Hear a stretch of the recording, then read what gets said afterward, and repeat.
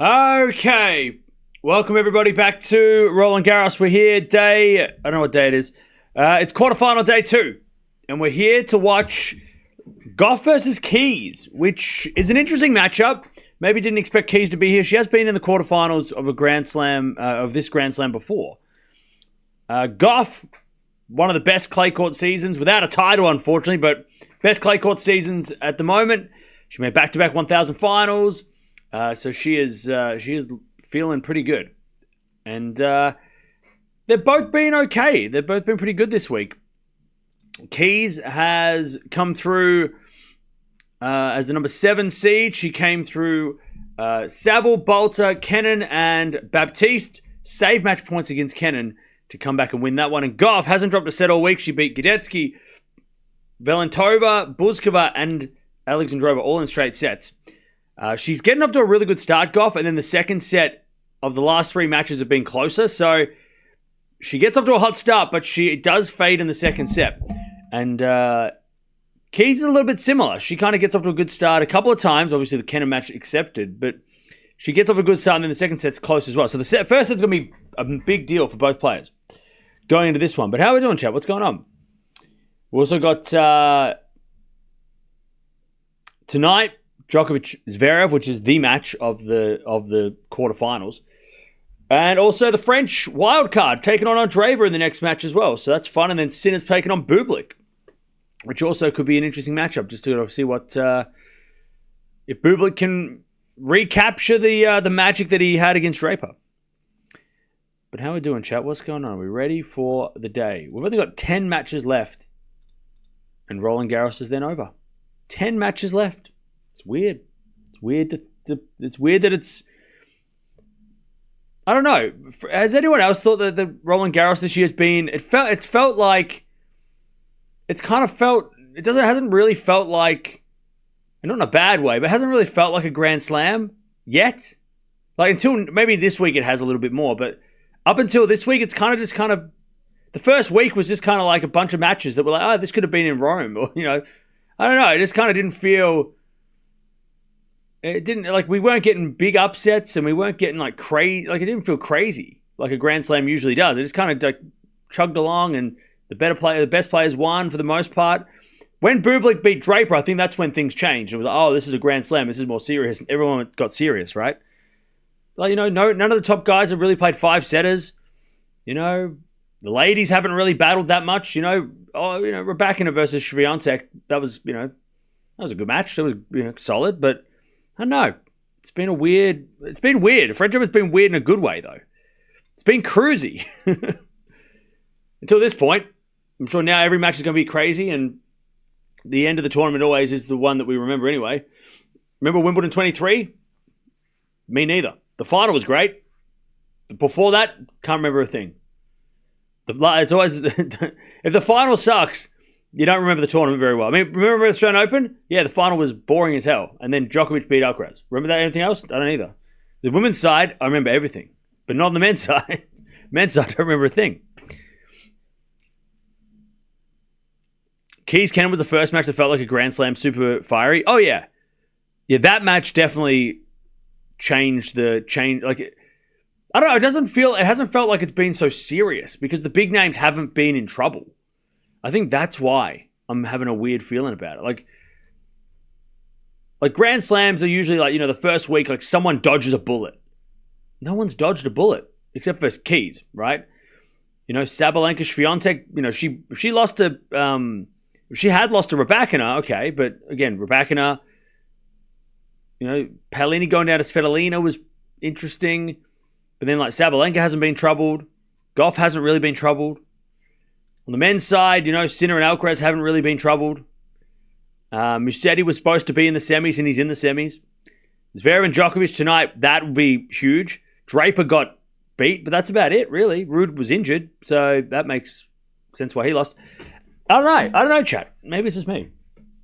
It just feels like it's the stakes haven't felt very high because the best players haven't been in danger. So it's kind of like, oh, okay. It kind of feels like the Big Four era again. remember the GOAT era? Kind of feels like that a little bit. By the way, Roof is shut. The roof is shut. It kind of feels like we're just waiting for the finals. And then the best players can kick each other's ass. I mean, Chad, if I get all my semi-final predictions correct, you know it's been a very straightforward tournament because that never happens. You never get all the semi-finals predicted right. And right now, I'm batting at 50%. So if Gauff and Andreeva win and Djokovic and Sinner win, and I get 4 out of 4, you know there's something wrong. Chad, if you watch the predictions, you know that I get like at least... I get 1 right, but I usually don't get 4 right. And if I can pick it, then you can pick it. And if you can pick it, then maybe it's been a bit... Yeah, predictable. That's the word. The French Open's been a little predictable, which is kind of lessened the stakes. But the stakes get higher now because Djokovic, Zverev tonight, it's a 50-50. Obviously, this match is crazy. I don't know about the next match. Maybe there's an upset. I don't think Sinner loses, but we'll see. This match will start it off, yeah. And look, yesterday was mid. You know, unfortunately, yesterday wasn't as exciting as we thought it could be. You know, Zhang Sabalenka was close, but not really. And obviously, Paul wasn't up to it yet. Yesterday, the best match yesterday was Musetti versus Tiafoe, and that was probably the closest, maybe the most, the closest in rankings, I guess, between players. Well, one of the closer matchups between rankings. I don't know. Today, maybe today's the day that it just all pops off. I don't know. Hope so. We don't want a slam that's predictable. They're not the best slam. The predictable slams. We've had enough of those lately. We need an unpredictable slam. Or at least something with, Jannik Sinner has to fight for it. Or Alcaraz has to fight for it, you know. Players are warming up. And we are ready to go. By the way, chat, I did some research because I was bored on something that has nothing to do with tennis. I was going through my DVD collection. Apparently, Melbourne did have Blockbuster Video. I don't remember. Didn't remember that. Didn't pay attention. Apparently there was a lot of Blockbuster Videos in Melbourne. Never knew it. Never remember seeing it. Can't find photos. Don't remember. 2004 they all shut, but apparently that was a thing, but that I don't remember. But it was a thing. I didn't go to one. Probably maybe I did. Don't remember. Yeah, we had Video Easy and Video Busters, but apparently Blockbuster was also in Melbourne, which I didn't remember. My friends remember. They're like, yeah, there was one over there. I'm like, no, was there? I don't remember. No clue. Saying Djokovic has no chance against Sinner is disrespectful.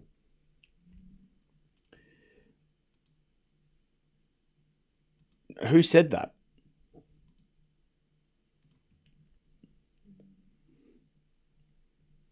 Keys has the potential to cause havoc. Oh yeah, Keys can win this match. That could definitely happen.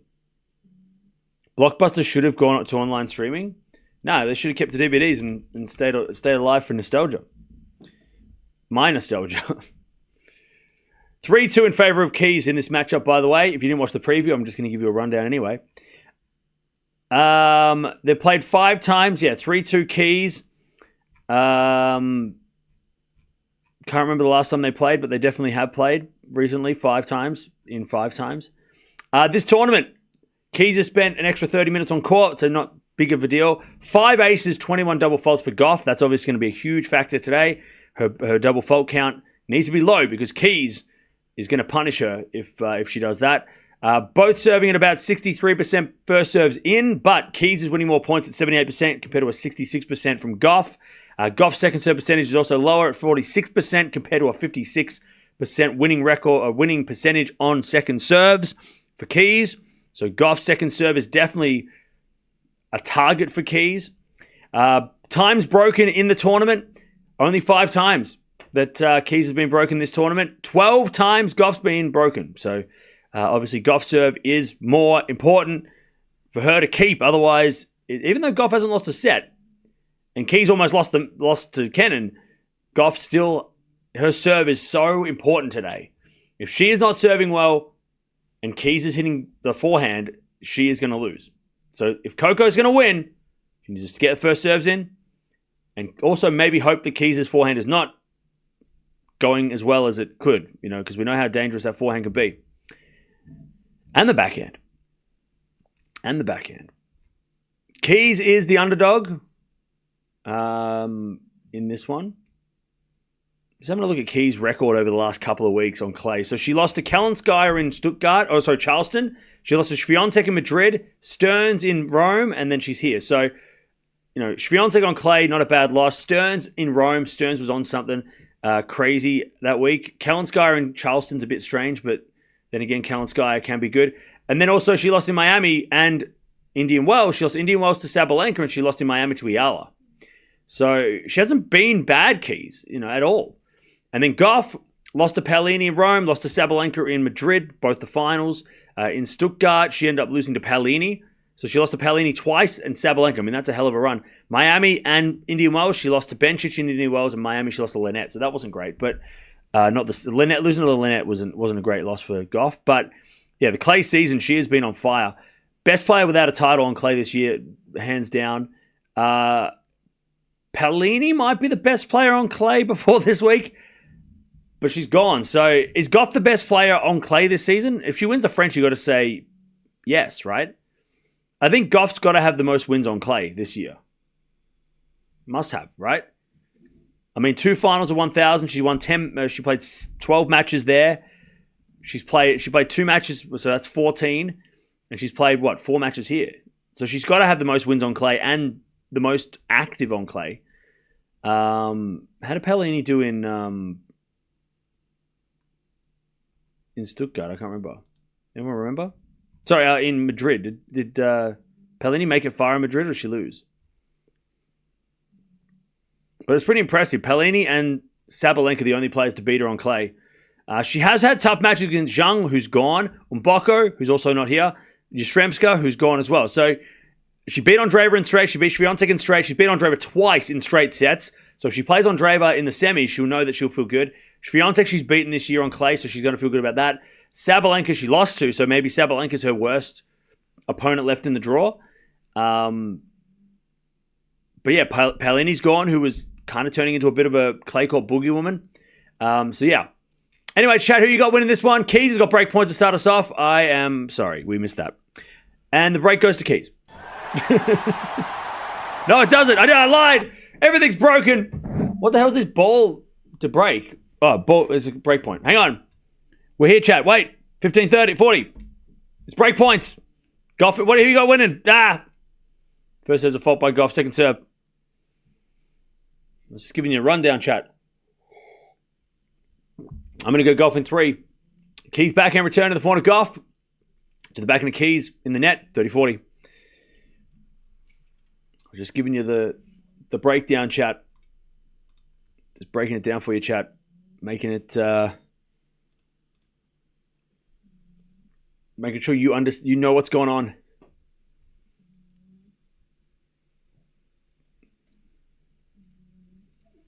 All right, first serve is a fault. Second serve.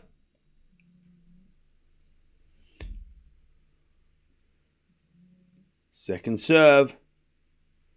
As the return goes in from Keys into the front of Gauff. One from Keys. Again to the front of Gauff. Down the line in the net. There's the break. First game. So, chat, let me try and give you a more accurate analysis on the serve of Gauff, what she needs to do. So, at the moment, her percentages on average for the tournament, 62% first serves in, 66% first serves points won, 46% second serve points won. So, that is the breakdown. That is her...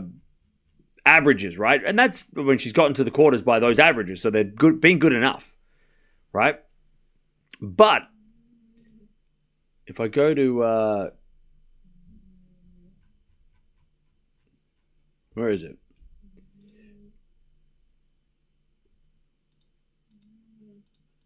All right. Break to start. So she's got to be at least on that level, right? So her and I would say her second serve percentage has to be higher.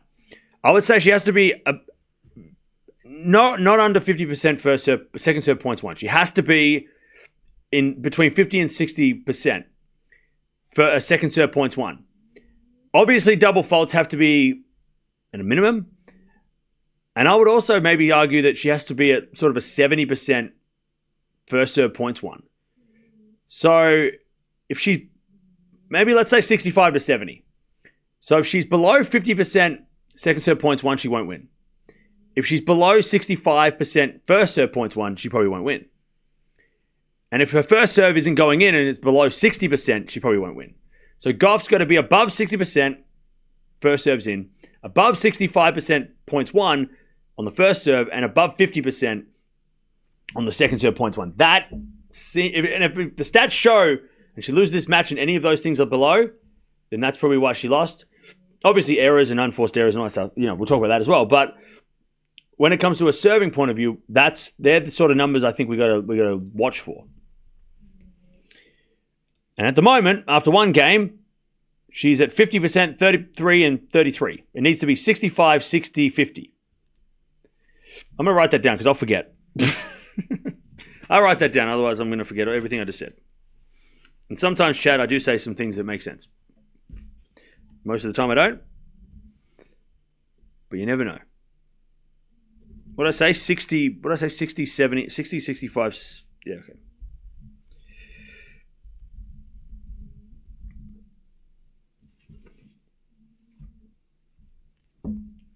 All right, 15:30, by the way. Early onset dementia. Yep. Damn straight. When I start forgetting the name or forgetting what I'm doing and I just sit here and I just start not doing anything, then you know that it's over. 15:40, break points.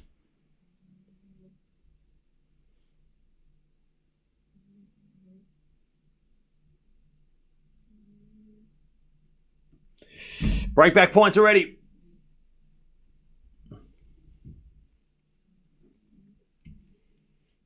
Bit of serve now. The back of the Gauff return goes into the forehand of Keys. Backing it from Gauff into the back of the Keys on the stretch. Sliced to the forehand of Gauff. It's Keys with the forehand into the forehand of Gauff. Again to the forehand of Keys as Keys hits it out. There's the break back. Now, for Keys, it's more about the ground strokes. It's less about the serving. Obviously, serving is important for her, but not as important. It's more about the winners and errors on the ground for Madison Keys. Because when she's winning matches, she's not hitting many errors. When she's losing matches, she's hitting a lot of errors. So we know Coco's not going to probably, like Sabalenka would, beat her off the court with power. So that's what we're going to watch out for Keys, right? Is her error to winner to error ratio, which is how many winners, subtract the errors, and if it's a positive, she'll probably be in a pretty good position. If it's a negative, then it's in a bad position. Chat, do we understand winner to error ratio? Do we understand what that means? It's Coco double faults. We know we get. It's not really used. It's not really a term that's used so much. It's used sometimes in tennis, but not really. On the WTA, it's usually hovering around that. If you're at 0 and you've got as many winners as errors, it's usually you played okay. If you're in the positive, obviously that's great. But usually, for some reason, on the WTA side, there seems to always be, unless it's like Swiatek, Sabalenka playing godlike, right? The winner to error ratio, if you've got more winners than errors, it's a good thing. Even if it's only +2, right?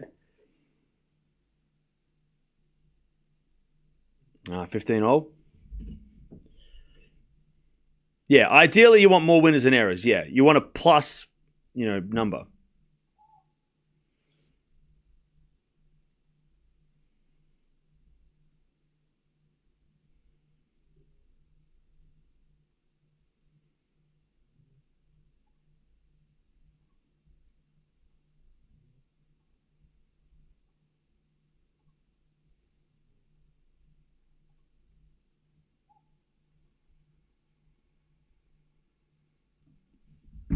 All right. 15:30.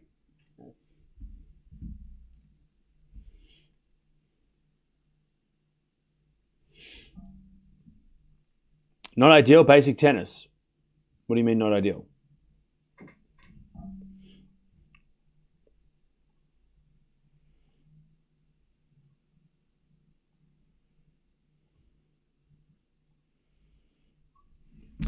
As that goes out from Keys, 30-odd.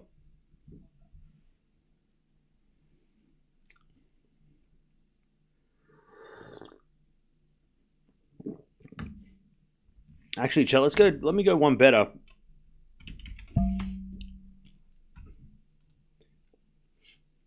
I know we love stats, and I know some people want more stats, and I'll give those stats.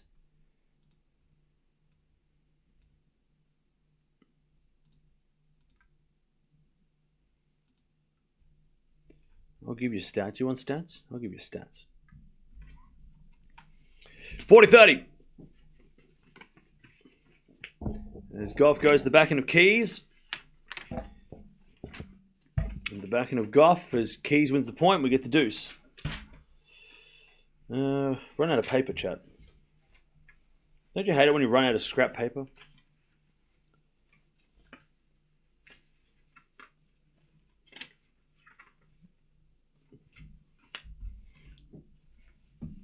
What did I say for Gauff? I said she needs to be at 60, 65, 50, right?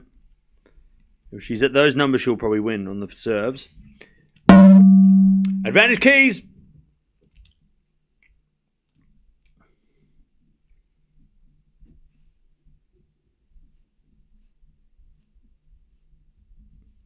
Advantage Keys to take the break again as we get a backhand from Gauff into the net. Ooh, that was halfway up the net too. That was a tough backhand to watch. It was a routine backhand for Gauff.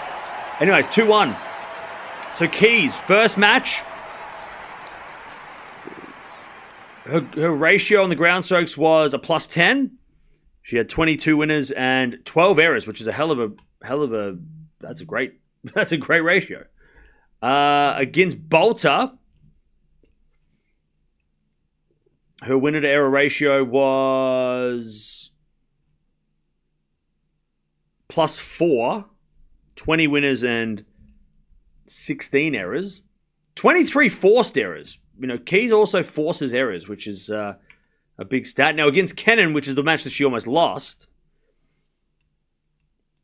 I'm going to guess she was in the negative. Oh, no, she was in the positive. She was a +9. Interesting. 43 winners and 32 errors. Interesting. Forced errors. Sorry, forced errors on the... Yeah, I'm getting them backwards. Anyways. Interesting. I didn't think she would be in the positive for that one. I thought she would have been... Just shows how quality that match was. If Keys was playing well and it went the distance like that, it was a great matchup. And then she was a +8 against Baptiste. So +10, +14, +9, +8, which means she's playing very good, Keys. She's playing very good level of tennis. If she's been in the positive every single time. Now, Coco, her ratios for the tournament, and mainly because the double faults really probably bring it down. She had 7 double faults in the first round, even though she won straight sets. So Gauff was a -7 in round 1.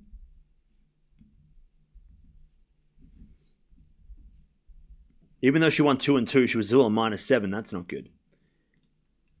Love 15. Here is Keys. Whoa, what a forehand. Backhand slice from Gauff. Keys comes in, puts it away. Keys is on one. She's going crazy. And then she was a -9 against her second round opponent. This is not looking good, chap. Another break loading? I don't know. I don't know if Keys is that generous. She was actually a +4 in her third round against Buzkova, which is good. Even though that match didn't feel like it was very good. She was still a positive. And then against Alexandrova, she was -3. So, weird that she won the 2 matches easiest against when she was playing her worst. She was also playing really low-ranked opponents. But, yeah. But we'll keep an eye on all of this stuff as the match progresses. All right. Keys, can't get to that drop shot. Lovely shot from Coco. And it's 30-0.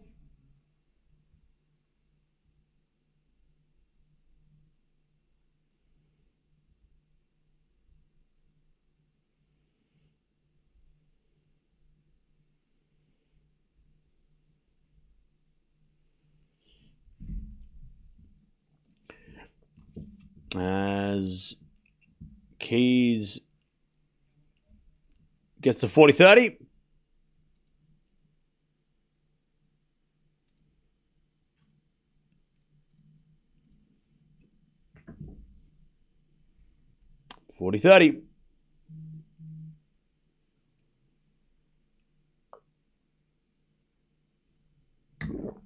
As Keys holds 3-1.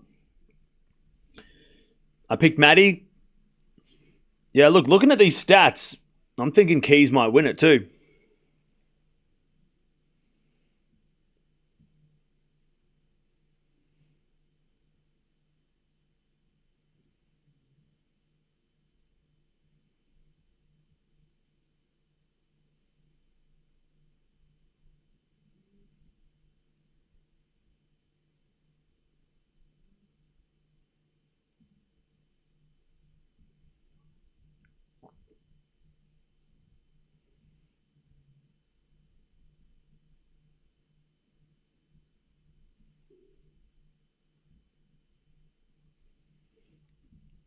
All right, backhand goes down the line of the forehand of Gauff. Backhand from Keys. What a shot. Gauff gets on the stretch. Keys, forehand, cross-court winner.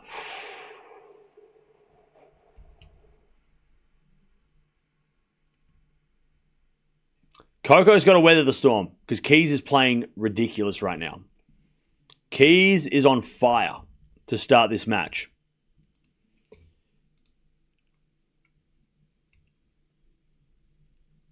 As Gauff serves a fault, second serve.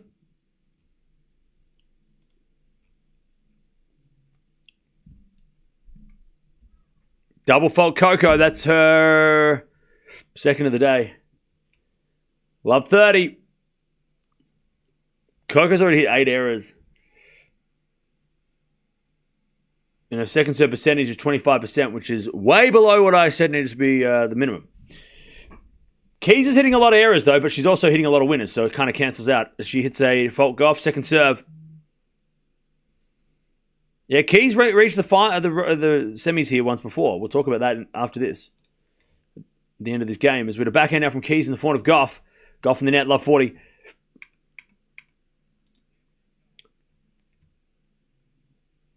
Love 40.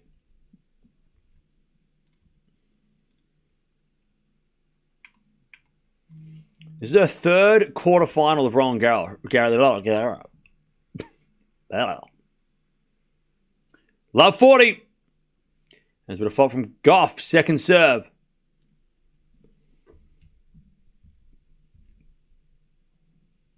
Second serve, double fault. So that is the pressure of Keys. All right. Double break, 4-1. Keys is in control. So back in 2018 is her best result. Made the semifinals here. Lost to Stevens.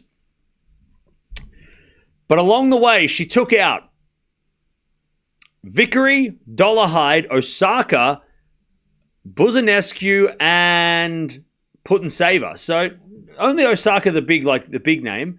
Lost to Sloane Stevens, who then ended up losing to Halep. But Stevens was winning that match against Halep before she lost. And then 2019, she backed it up and made another quarterfinal. Ended up losing to Barty, who ended up winning the whole thing.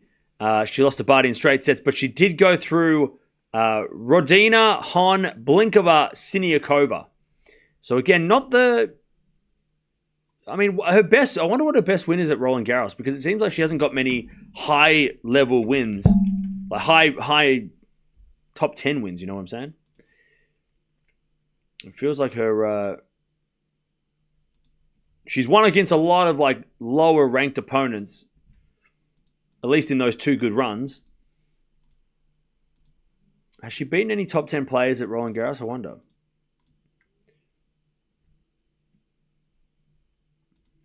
So she's 24 wins, 12 losses at the French. And her best win was against Raducanu, number 16 in the world, 2022. And then she beat Osaka, who was number 20 in the world, 2018. So she hasn't beaten a top 10 player at this event. She's only ever played 2 top 10 players. That was Stevens in that semi-final and Barty in the quarterfinals. So, you know, you can only play the top 10. If you're in the top 10, you can only get to the play the top 10 if you get to the finals, right? But yeah, Raducanu and Osaka are the only 2 top 20 wins she has had here. She has lost to Azarenka, Irani, Stevens, and Barty, all top 20 players at the time. Also lost to Navarro here last year in close straight sets.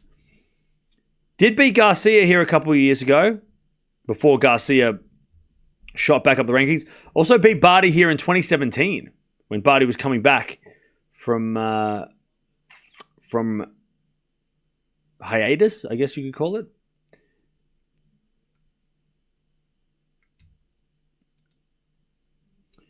Okay, 30 love. As Keys serves out wide the forehand of Gauff. Return goes to the backhand of Keys, but Gauff hits a winner. Beautiful shot from Coco. And Gauff's record at this event, before this tournament started, by the way, just caveat. 21 wins, 6 losses. Made this quarterfinals of the last 4 tournaments. 21, 22, 23, 24. And now 25. Sorry, 5 tournaments in a row. She made the quarterfinals or better. Lost to Swiatek 3 times. Krejcikova, Trevisan, and then Juvan back in 2019 qualies. So, yeah, she's been... this is one of her best tournaments, Gauff. 30-15, even though she won a US Open. This is one of her great...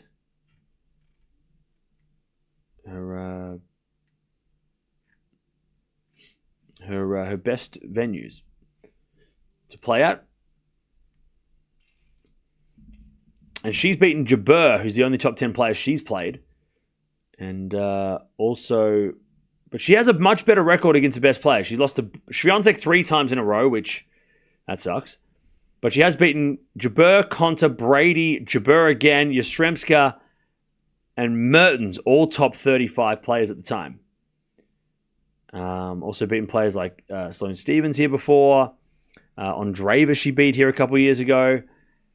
So, yeah. So all of those things shouldn't reflect this scoreline. It should be Gauff winning at the moment, but with all the, Roland Garros, Gauff should win this match. 40-30. Keys go to 5-1. 7-4 to Gauff. Return goes to 4 of Keys. Gauff backhand. Into the backhand of Keys. Keys in the net. Deuce. 1 second, chat.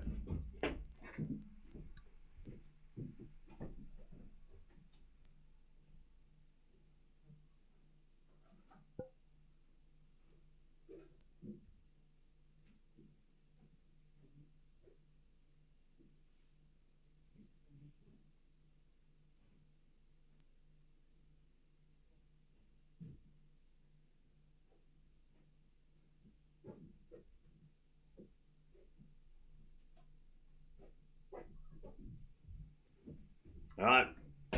Advantage Gauff. Keys bouncing the racket. Advantage Gauff.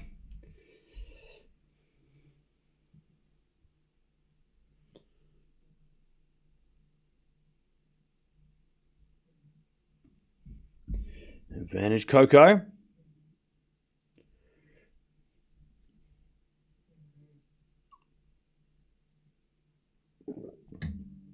There's a bit of fault second serve.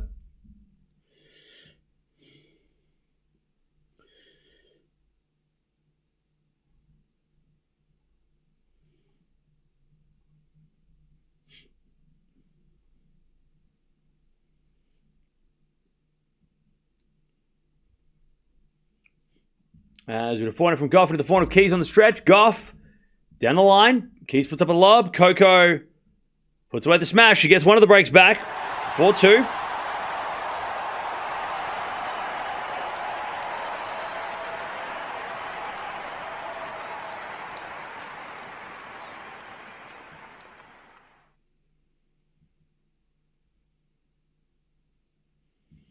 All right.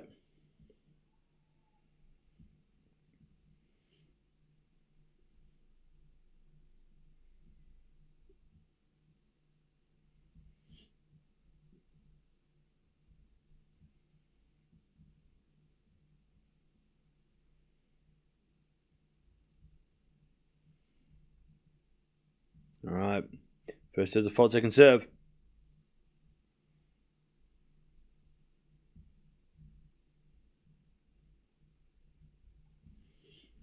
As that goes out from Keys, and it's 15 love.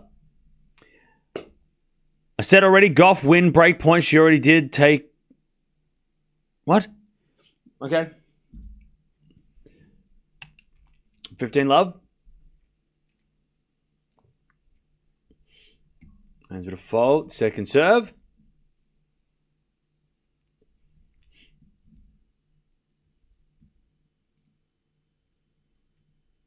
As a return. Goes the forehand to Gauff. Gauff, it's it out. And it's 15 all. Coco used to have better kicks. What happened?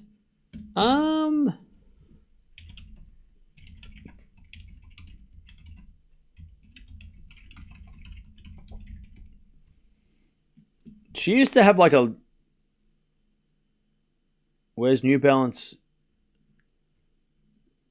Are they like the... does she have like the next thing? Is it like Coco, the Coco 10s or something? Is she up to that? What I mean, she's had a lot of...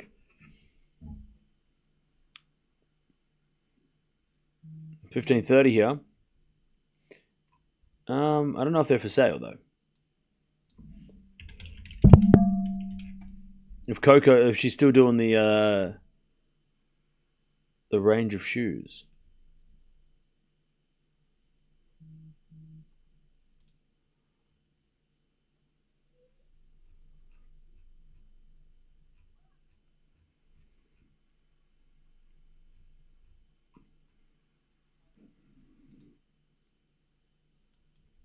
Anyway, it's 30 all.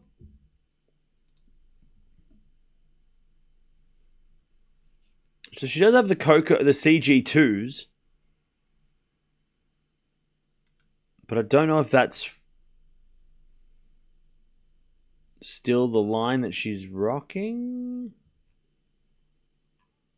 Don't know.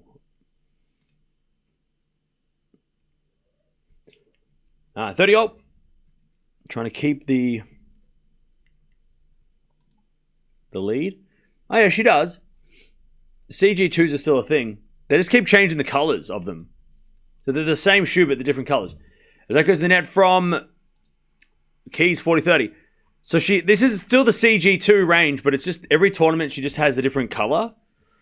But they're still the same. I'm pretty sure this is what I'm looking at, right? Like the cream and... Yeah, they're new. They come in new colors. I still think the original... Like, I love the ones that she won the US Open with, but also the ones, I think, from like a couple of years ago.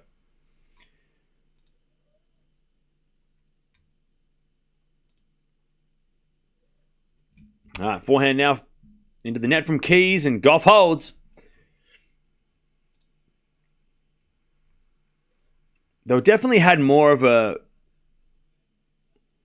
They were definitely more colorful. I got the CG1s. I feel like the CG1s were better. CG2s are a little less colorful, but maybe that's going to change in the future.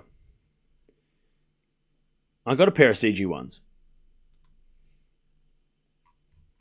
The blue and yellow, I'll show you.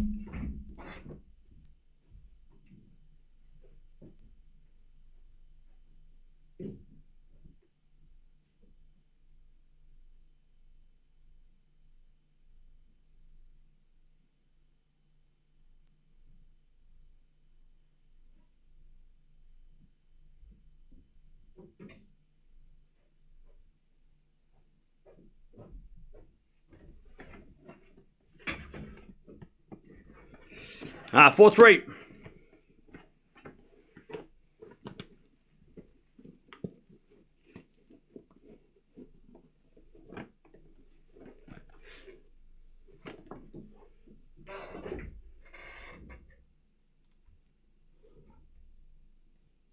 These are the CG1s.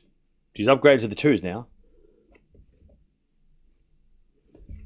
See? Coco Gauff. But you're right. I thought these are way more colourful. These came in way more different colours. A little like Coco Gauff badge there. But these ones are sick. I like these ones. They're not the ones she won the US Open. I think these are like the 2024 US Open version, I think. They're cool. They're pretty cool, aren't they? But yeah, I think that there was like the brown ones she wore at the US Open when she won it. Those are the ones. They're the good ones. But I can't find those.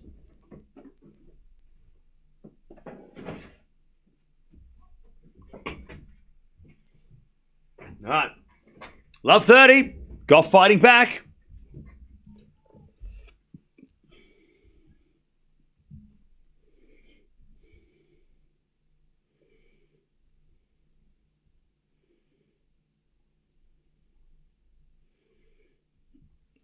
All right, forehand now from Keys into the forehand of Gauff on the stretch. Keys' forehand goes into the open court for a winner, 15-30.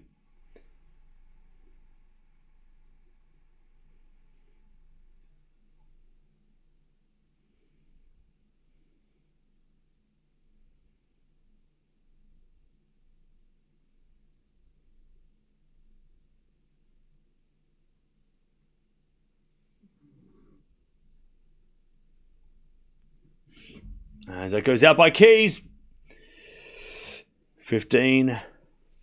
So we'll talk about the Keys error count. She's been in the positive in the winner to unforced error ratio. But right now, her error to winner ratio is running at a -6.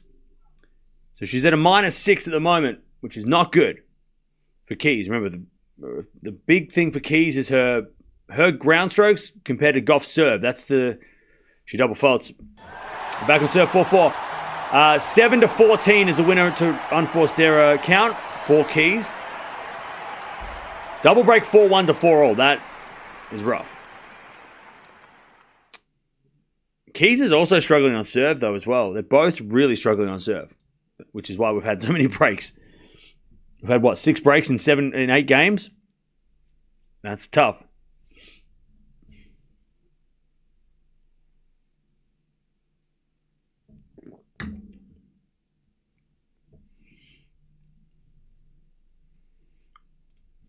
All right. Return goes out by Keys. 15 love.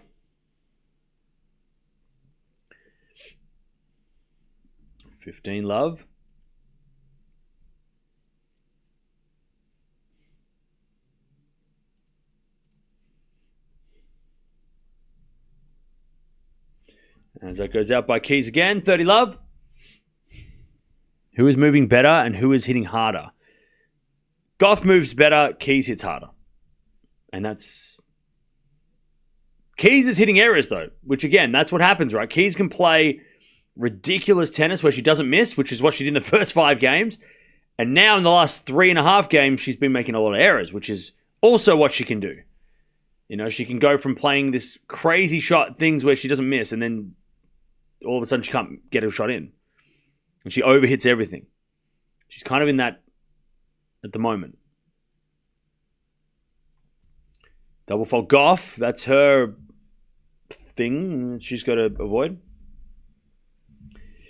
30-15.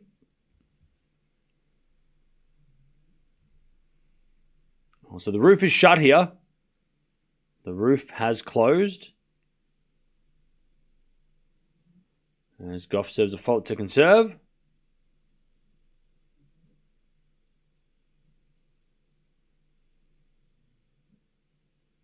Serving to the forehand of Keys. Backing up from Gauff to the forehand of Keys. As Gauff forehand again to the forehand of Keys. Into the forehand of Gauff as Keys hits it in the net. She wasn't missing those 15 minutes ago. 40-15. Gauff to take the lead.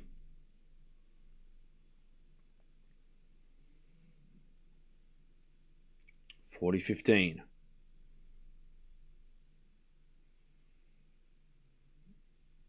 Serve. Into the forehand of Keys. Forehand from Gauff is into the backhand of Keys. Lob goes up. And then Gauff with a forehand. Into the forehand of Keys. Again, the forehand of Gauff. Keys backhand slice. Into the forehand of Gauff. Gauff puts it away. 5-4. Perfect condition. No excuses for errors. Well, the excuse for errors would be that it's cold. And they're trying to... And it's... When it's cold and, on a clay court and it's cold, it's harder to hit the ball for winners, right?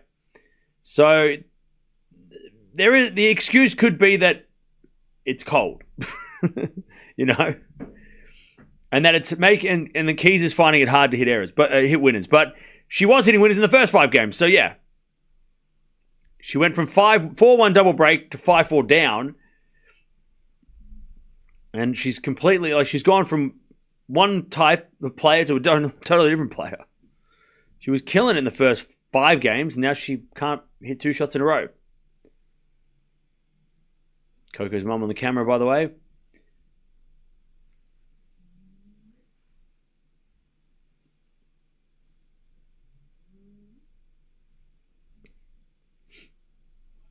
Now Keys is serving to stay in the set.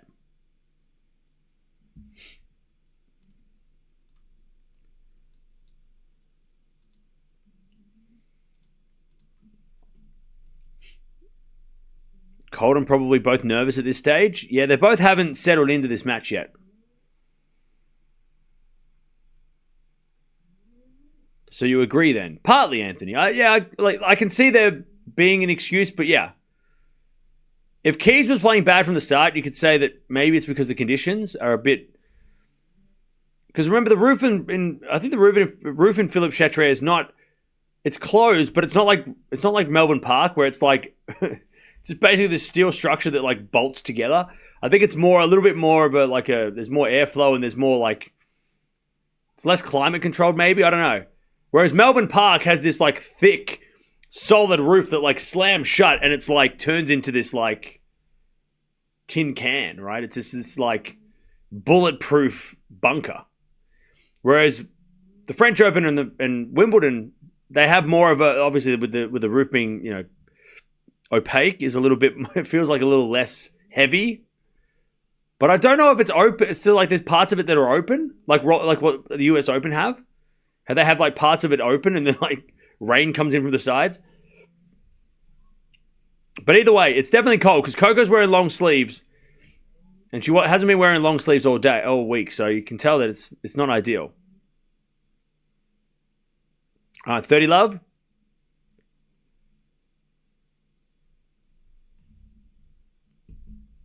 No, Anthony, you bring up a good point. The only excuse is that they're both scared of each other. And they should be. They're both very scary players. It's a concertina design, yeah. Everything's a concertina design. As with a backhand rally, that goes in the net from Keys. It's funny how, Melbourne Park's been the same forever. They've never, the roof at Rod Laver has been like that for nearly 40 years. And it was the technology at the time. But it's funny how the US Open and Wimbledon and the French, there's so much more of a European design in the roof in the European events. The concertina, light, opaque, folding roof is so much more prevalent in the European designs, whereas in the America, it's just this big-ass roof that's it's way more of this big, humongous structure that just I guess they're trying, they want it to be delicate at Wimbledon, right? Because, they don't want to intrude on the tradition of the tournament's look. They want it to look like it's seamless. It's been there forever, right? Whereas the US Open are let's just put a lid on it. It's this big fucking thing. That's just, it's mammoth. And you go look at all the stadiums in America, they're all just these mammoth stadiums. They're there's nothing light and fluffy about those. They're all just these big, strong, ridiculous structures. And the US Open courts have just got this big lid on them. Which is still an impressive feat because Louis Armstrong Stadium is the biggest tennis stadium in the world. To put a roof on that, I don't think 20 years ago they thought it was possible. It was probably going to break the whole thing. So the fact that they've been able to put a roof on is crazy. But it's you can tell the difference between the US Open and these tournaments where you go, oh yeah, there's definitely more of a design going into these tournaments because of the I guess France and the architecture and stuff in France and also Europe.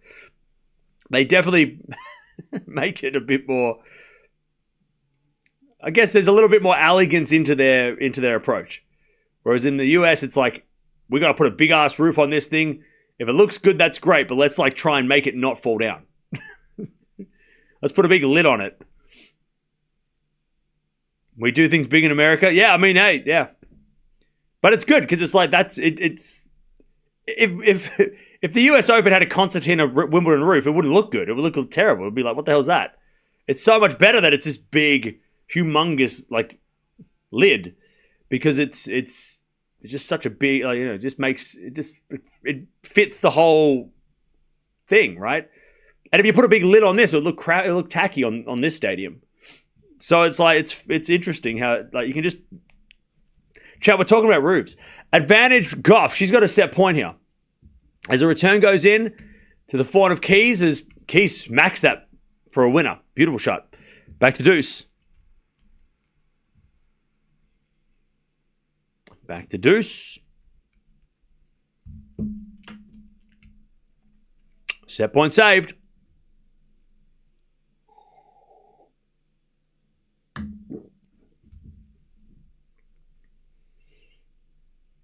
We get the deuce.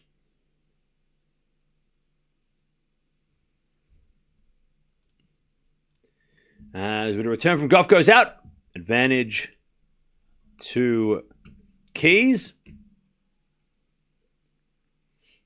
Advantage Keys.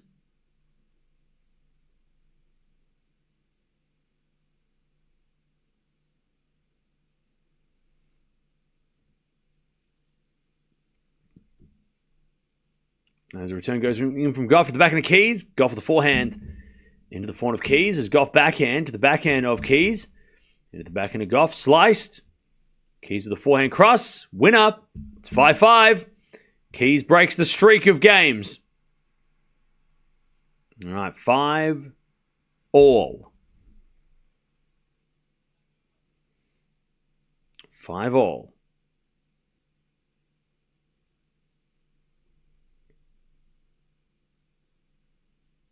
All right, back to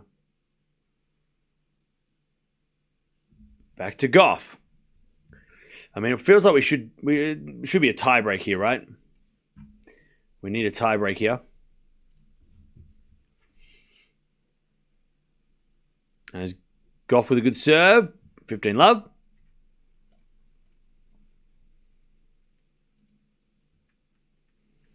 You know what, chat? Next rain delay, I'm going to give you a lecture on stadium retractable roofs.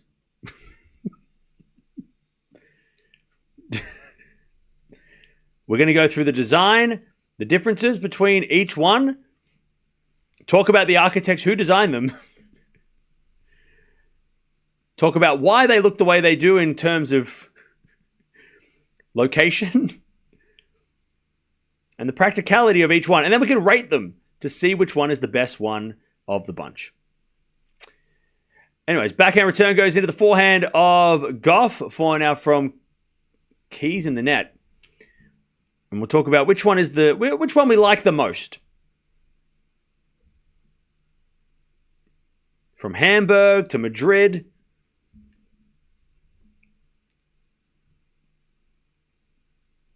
To the US Open. Is the US Open the only tournament with a retractable roof in America? I think it is, right? The only American tournament with a retractable roof is US Open, right? Tennis tournament. As that goes out by Keys, Gauff holds 6-5. Because Canada don't have one. It's either indoors or outdoors, but the US Open's the only retractable roof, right? Indian Wells, no. Miami, no. Cincinnati, no. Washington, no. Charleston, no. San Diego, all the little tournaments, no. Rio has a retractable roof too, I think, right? Retractable roof tier list. Let's go. That's perfect for a rain delay. And then Europe have Hamburg has a roof. Halle has a roof. Wimbledon has roofs. So does the US Open. Madrid have roofs. And then Australia has a roof. Shanghai's got a roof. Tokyo's got a roof. Beijing, I think, has a roof. I think China and Japan might be the ones with the most, because they were so innovative. When they started building their stadiums, they were building them in mind of weather. you know, Rome has no roof. Correct.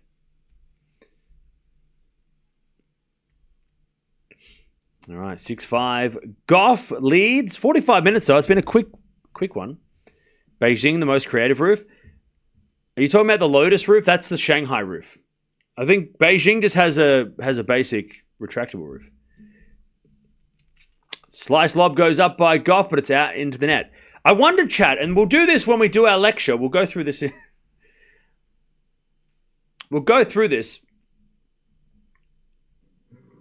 Did Australian Open take inspiration from Asia when it came to designing their roof in the 80s? Or did Australia come up with it first and Tokyo and and China then took inspiration to build their stadiums with roofs from Australia's point of view? I wonder. I would say it was probably the first thing I said, because it's very unlikely that unless the architects that designed Melbourne Park were Japanese or Chinese architects. I don't know if they would have. I don't know if the architects that designed Rod Laver Arena, I reckon they would have taken inspiration from something they saw in Asia, because that seemed to be, especially during that time when Japan was coming up with all these crazy gadgets and stuff, and they were kind of turning into this like tech influence. But we'll learn about that in the lecture we do whenever the rain delay happens. By the way, the roof segment is not funny. It's serious. We're talking about the roof because the roof is closed here. So it's all relevant. Okay. 15:30. Backhand return from Gauff into the front of Keys. Keys hits it down the line. Great shot, Keys. 30-all.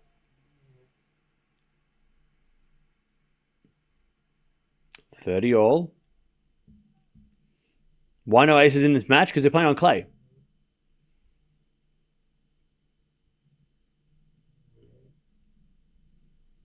$30-all. A study of roofs, chat. That's what we're going to do. As the return goes in the forehand of Keys. Forehand out from Gauff in the net. 40-30 to take us to the tiebreak.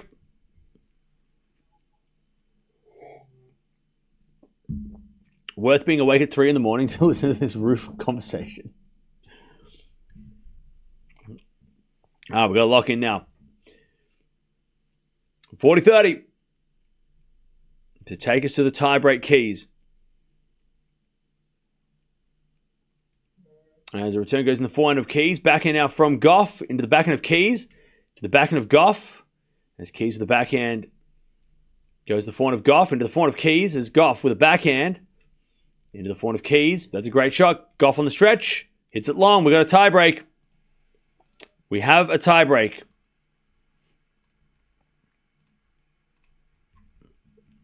All right.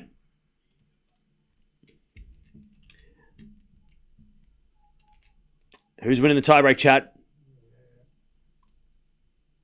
By the way, everyone who's telling me to lock in, can you be nice? Instead of being like, shut up and talk about the match, why don't you just be like, hey, man, great information about the roofs. I'm glad that you can use your architecture degree to some good in this channel that you paid so much money to get that you never use because you sit here and scream. But who's winning? Like, that would have been a better way to say it rather than just be like, hey, man, shut the hell up and go talk about the match. It's a double fault. You happy? It's a double fault. Nothing happened. I was just waiting for the tiebreak. We already knew this was coming to the tiebreak. It's not like I spent, hundreds of thousands of dollars on a piece of paper that I don't use. Maybe I could just use it once here, chat. Maybe just once. Just one time. Just let me use my knowledge. Keys, one love. The roof is closed. Correct. It is closed. Serve out wide is a fault by Keys. Ooh. Keys gets a mini break already, by the way. Remember, Gauff did have a set point at 5-4. And Keys hit a ridiculous inside-out forehand to save it.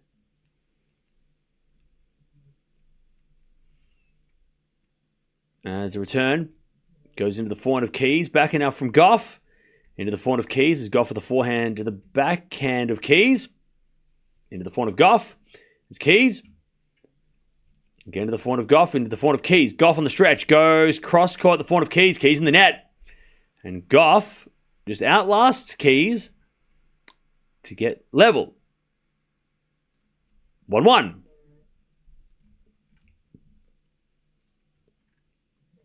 One all.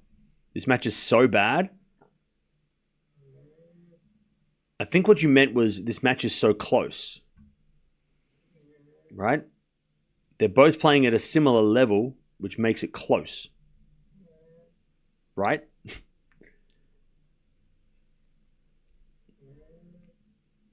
I was following the lecture. Thank you. I appreciate that. I know there was a few people in the chat that appreciated my lecture on roofs. This is not the real lecture, though. The real lecture is going to come up next time in the rain delay. As the return goes in the forehand of Keys, into the backhand of Gauff. Backhand from Keys. Drop shot.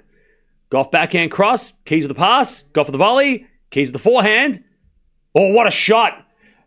Chat, I got to draw this out. This was too good. This was too good.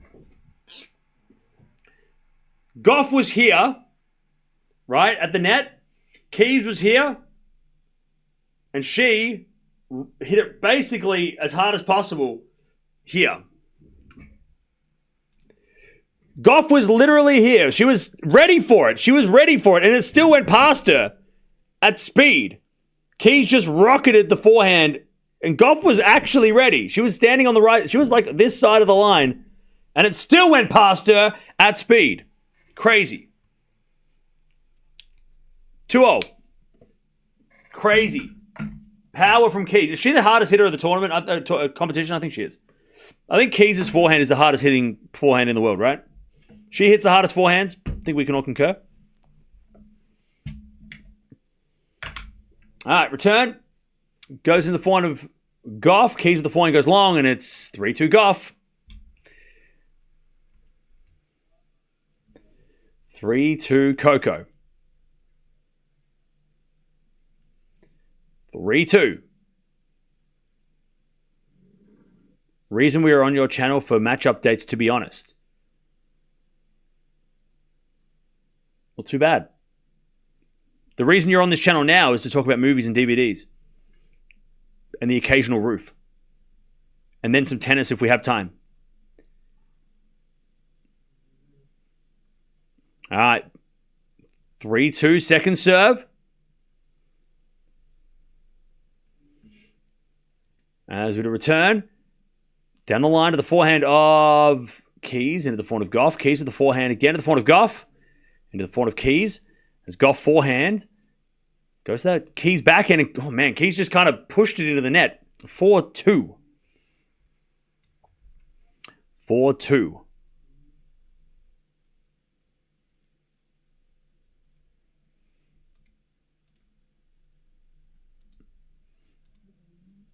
All right. 4-2.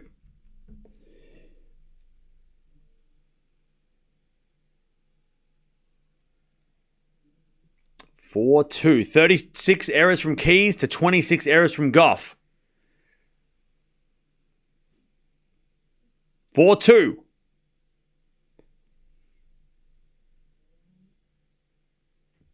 Four to 2.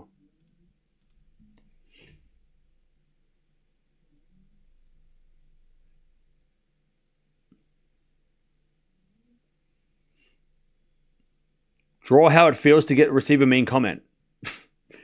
What? Forehand goes down the line from Keys. That's a winner. And it's okay, fine. You want me to draw that? Okay, fine. You know how it makes me feel? You know? Makes me feel sad. Right? That's how it makes me feel. And then I get a little angry. Then I get a little angry. That's weird. That doesn't look angry. Looks like The Rock. Then I get angry. That's enough.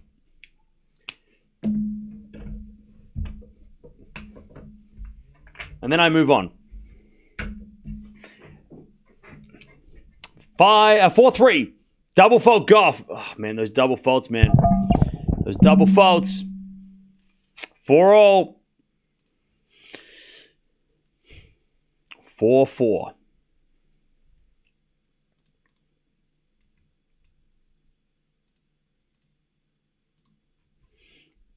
As Gauff serves again. As the return goes in the forehand of Gauff. Backhand now from Keys. Into the backhand of Gauff. Into the backhand of Keys as Gauff. Backhand again, the forehand of Keys. And Keys hits an error. 5-4 Gauff. Double faults and tie breaks are brutal. You don't want to give 3 points away in tie breaks. That's crazy. Okay. 5-4 Coco. But Keys is serving.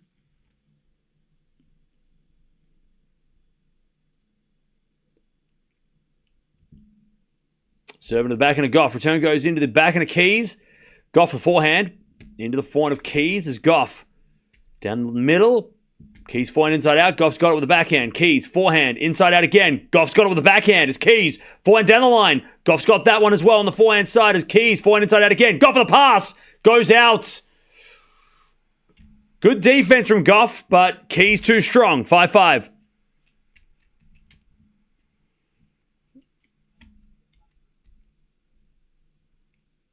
Five.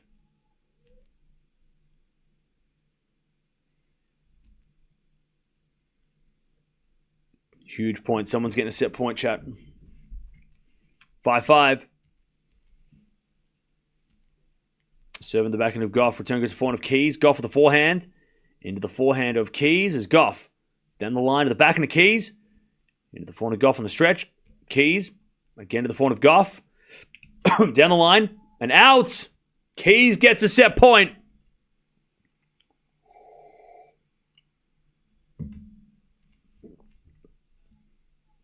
Six, 5 Keys.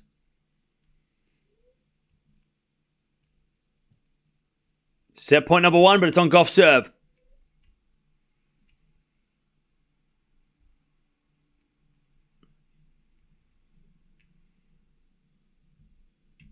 Gauff serves. Into the back of the Keys. Slice from Gauff. Oh, goes in! Oh, she got a little lucky. She says, sorry, Gauff. She wasn't meant to hit that good of a slice. It was like it turned into a drop shot. 6-0. 6-6.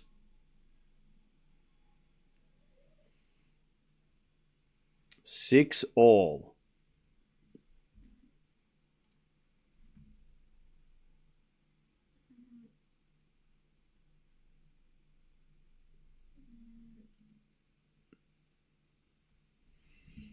Both have had set points.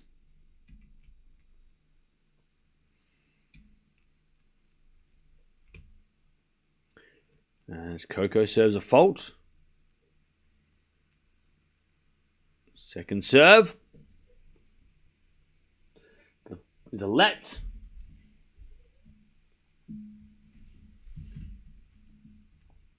Serve again. Double fault. I don't know why, but it felt like that was always going to be happening at this point. 7-6 Keys. Just felt like Coco was going to hit a double fault at one of these really important points. All right, Keys to take the first set.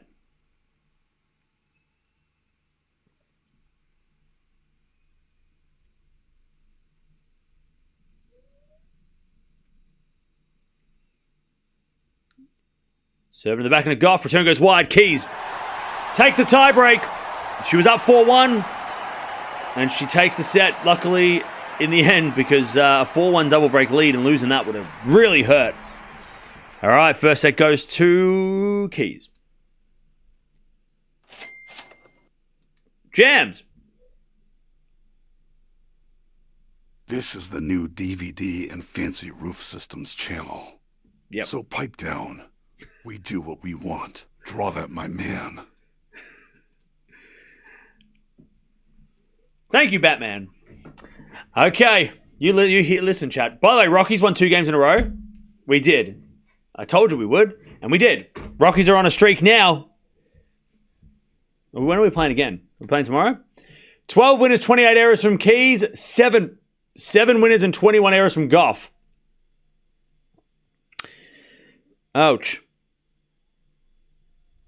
Oh, they're playing Shania Twain. She's great. That was an ugly set, yeah. Oh, they're playing at 2 o'clock. They're going to be playing while we're streaming. Let's go. Let's go. We've got 11 wins now, chat. 11 wins. And 50 losses. But 11 wins. We focus on the positives. We're catching the White Sox. Let's go.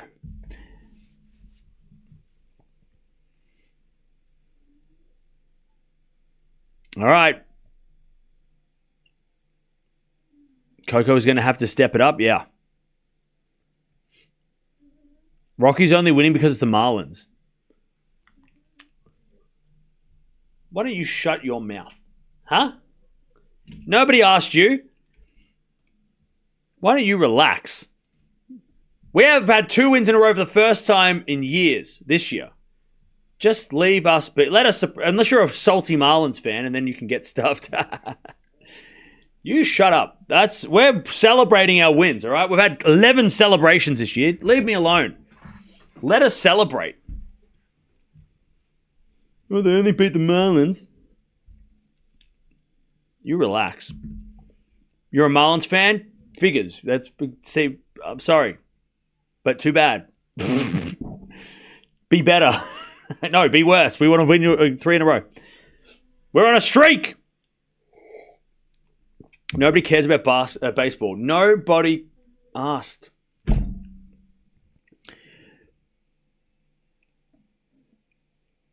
Well, good game. Good game. You're going to come back when the Marlins win tonight, right? And you're going to yell and scream at me, aren't you? No one knows who the Marlins are. I'm sorry, chat. Did somebody piss in your coffee this morning? Like, what is going on? Oh, can we not have some fun today? I'm sorry. Are we allergic to fun today? Are we allergic to knowledge? Getting all like, this match sucks. I know it's Wednesday, and every Wednesday sucks. I know Wednesday sucks. But can't we just enjoy the day? I'm having a great time. Love 15. The Rockies won. We're watching this. It's close. Even though this is ugly, I'd take a 7-6 over a 6-1. Like, watching Alcaraz kick Paul's butt was fun for a set, but then after a while, I was like, this kind of sucks. I'd rather take this close match, to be honest. Even though it ain't pretty, it's still more intense and more interesting. 15-0. Chat, US Open 2020 or US Open 2024 final? Which one do you want? You pick 2020 every time because it was a 5-set epic. But it was ugly as shit. Sinner might have played great against Fritz in 24, but it was boring as hell. Tell me I'm wrong. There's a bit of fault from Keys. Second serve. Second serve. Thoughts on Musetti not getting disqualified and Novak getting disqualified? Yeah.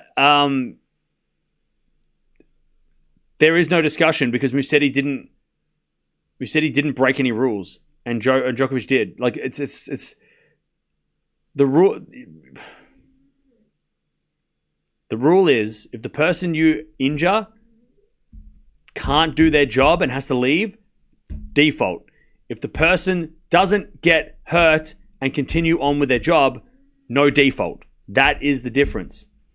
The default depends on whether or not the person who got injured can continue their job or not. Not whether or not they got hit.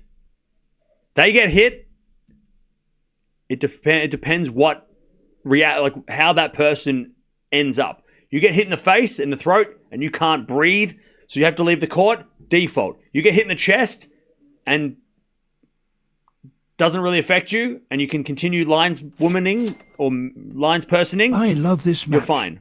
It's always a good matchup. What the hell was that? Hello? Thank you, Jams.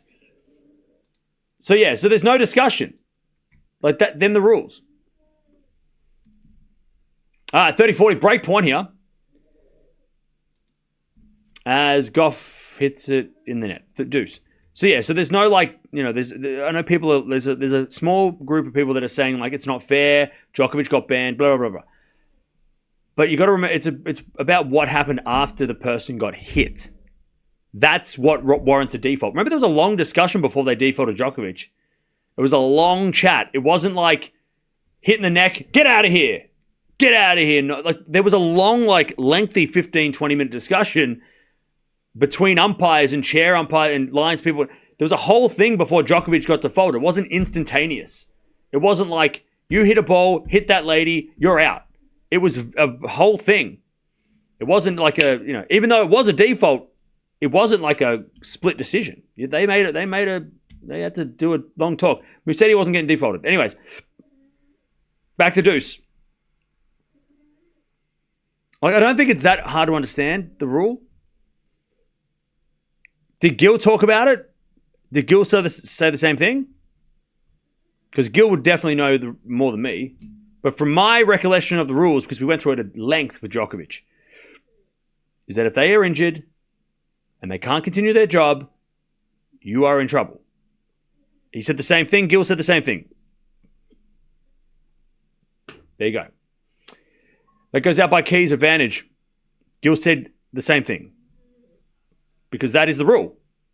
So that's good. So if there's two people saying the same thing, and I'm sure on the TV they're saying the same thing as well, the rule is that as it stands. He had a fantastic thorough video as well, yeah. And look, Big Foe had every right to be pissed off, but I don't know if he knew, because he was calling it comical and stuff. It's I don't think he knew, maybe he didn't know that part of it, that it's not just about, it's about injuring someone, not about just hitting the ball at someone or kicking the ball. And I know there's a lot of people that were saying Big Foe was pissed off that he lost and that he should have won because of that. And he thought that was the reason why he lost. I don't think he thought that was the reason he lost. He was in that. That was at the start of the third, wasn't it?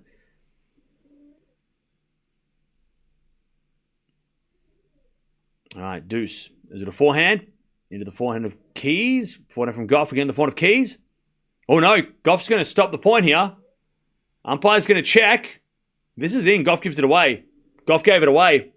The ball was in the line. Gauff gave it away. Keys probably would have won the point anyway. Gil said he read the rules, and that's not the rule. The chair umpire supervisor has the discretion to disqualify, but that decision is consistent with how it's been applied. Is that what he said? Okay, I've got to listen to what Gil said. Otherwise, I don't want to paraphrase what he said. Because I didn't listen. I haven't heard it. As it a slice into the forehand of Gauff, backhand from Keys, the volley of Gauff. A Keys backhand pass goes wide. Back to deuce.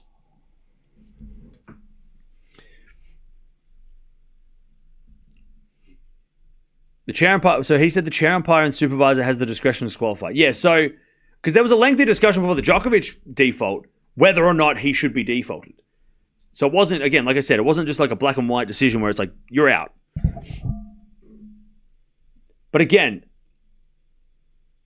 the discussion is, the umpire is going to have more of a discussion when the person that gets hit can no longer do their job as a linesperson or ball kid. There's going to be a discussion. But if the person who got hit can play on and go on, there's no discussion because it's the health and safety of the lines people. That's the umpire's job, to keep those people safe because he is the authority on the court, right? The lines person, the umpire, right? Or he or she, right? Advantage Keys. Don't you think the rule is ridiculous? What if it was a complete accident with no negligence? Djokovic was negligent. I don't think the rule is ridiculous. Or I think it's. I think. Look, I didn't know that was a rule. One love Keys. I think it's totally understandable if you hit someone on purpose, or you hit someone by accident, and they are injured. They get hurt. And they have to leave the court to get treatment, or they have to leave the court because they are not capable of doing their job. You should be defaulted. If you accidentally hit someone and or if you purposely hit someone, it's a default. It doesn't matter if that person's fine or not. That's aggression. That's intimidation. That's a default. right? If you try and go out of your way to hurt someone, that's a default, right? That shouldn't be we shouldn't even have to talk about that. But if it's an accident, if they get injured, even though it was an accident, they still got injured, right? If they didn't get injured, even though it was an accident, then and they're fine to go on, then they shouldn't be defaulted because, again, and I know people are going to say that, like, oh, what if the lines person's a fan of one player or the other? Well, the thing is, the lines people, like the umpire, are supposed to be unbiased. So if the lines person is like, oh, I don't like you, so I'm gonna pretend like I'm really hurt, then that person shouldn't be in that position anyway, because if they're doing that, then they're probably also calling lines out or calling shots, like making bad calls in favor. That's match fixing, right? So that person shouldn't even be in that position to begin with. And they go through all this process where lines people have integrity. They're not gonna play up injuries to sway a result. That's not what they're there to do. They're supposed to be there, just like an umpire, who's not trying to pick a side, right? And I think we need to trust the integrity of lines people in that situation. We can't be saying, oh, well, that person pretended like they were injured because they hate Djokovic. No, because that's not how the lines people are supposed to be. That's not their job. Their job is to officiate with integrity and officiate, and they go through they get selected. Like, it's not just like 5 lines people apply for the job and get it. I'm sure hundreds of people apply for these jobs, or they did. 40-30.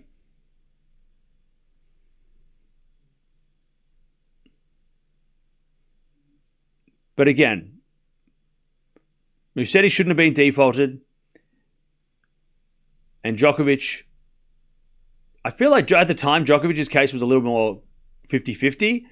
But now that we know more, yeah. Can we move on? Some of you are so impatient today.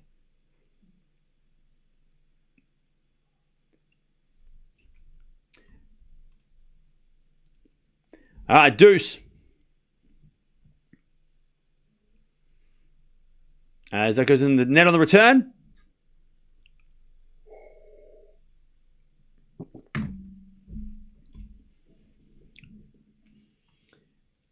As Gauff serves again. As the backhand goes in the net from Keys, 1-0. If it's hit in anger, it's not an accident. Yeah. But, no, it's... if it's hit in anger, but directed at someone, that's not an accident. Musetti didn't mean to kick it at her. He was kicking it in anger, but not at someone. If you're directly going at someone, it's like Rublev, right? He got defaulted for yelling and screaming in someone's face, but if he yelled and screamed in the air at himself, he wouldn't have got defaulted. So if you're directing it at, if you kick the ball at someone, that's a different discussion. But if you kick the ball in frustration and it accidentally hits someone, that's different. So yeah, intent is probably why they didn't talk about it. Because the umpire's probably like, yeah, he didn't mean to do that. Just like Djokovic didn't mean to do it, but the difference is Djokovic injured someone. Djokovic hurt someone. Accident or not, he accidentally hurt someone, right? Whereas Musetti didn't accidentally hurt someone. He just accidentally hit someone with the ball. See the difference? There's a difference. I mean, they're not the same thing. Let's talk about the game. Chad, who asked this question? Because I'm going to blame you for all these people yelling at me. Why? How dare you ask a legitimate tennis question that's a hot topic right now? How dare you? How dare you ask me that question and derail this whole stream and piss everyone off? 15-30. 15-30. Return from Gauff goes to the fort of Keys. Keys in the net, 15-40. No. I know not everyone's yelling. Because a lot of people are like, bro.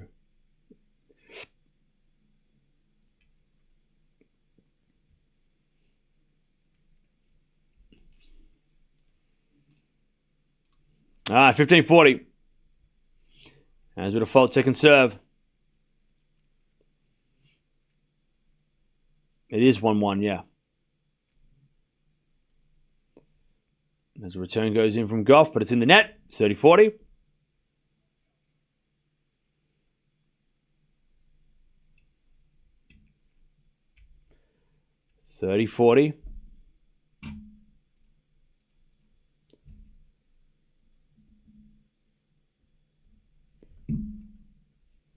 As a return.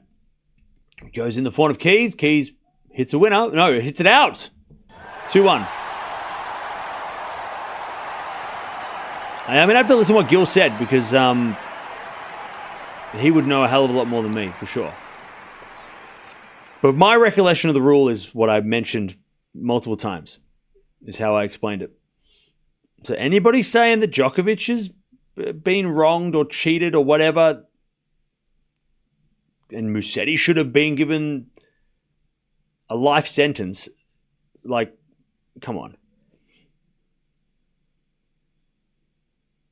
I recall Cam saying Gauff in straight sets. You're wrong. You're just a rude person. I'm pretty sure I said Gauff in 3, but I mean, I'm sure you would know what I said more than I mean, yeah.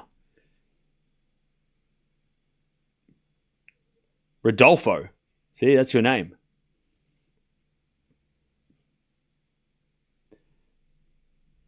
He said Coco in 3, but okay. Yeah, Rodolfo. Well, you get your facts right. Exactly. Thank you, Morvan. See, Morvan, MVP. Also, Clips champion of 2024. So Morvan would know. 2-1. You are Aussie. Yes. That is correct. 2-1. All right, 4-4 rally. Yes, I can accept your apology. Thank you for apologizing. Usually people disappear and never come back. But I accept. Gauff hits a winner, by the way. She's got the break in the second, 2-1. As a backhand goes into the forehand of Gauff, but Keys overhits at 30 love. We've got Andreeva versus Wazon after this.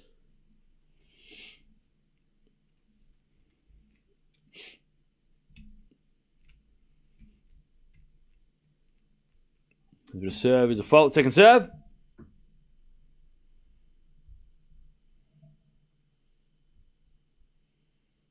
Second serve. Double fault Gauff, 30-15.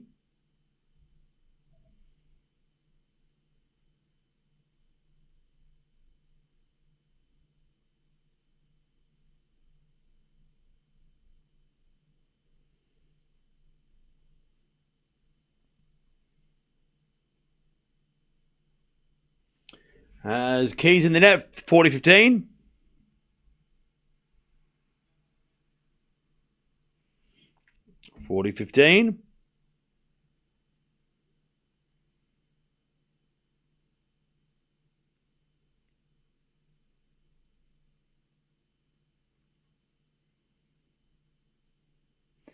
There's a default second serve.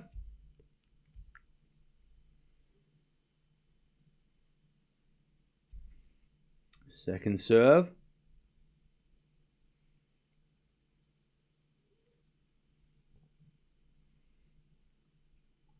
With the backhand of Keys. Gauff with the backhand. Keys with the volley. Gauff's going to get there with the backhand in the net, though, and it's 40-30. How many times has Coco come back from a set down? Thank you, Gene. That's a great question.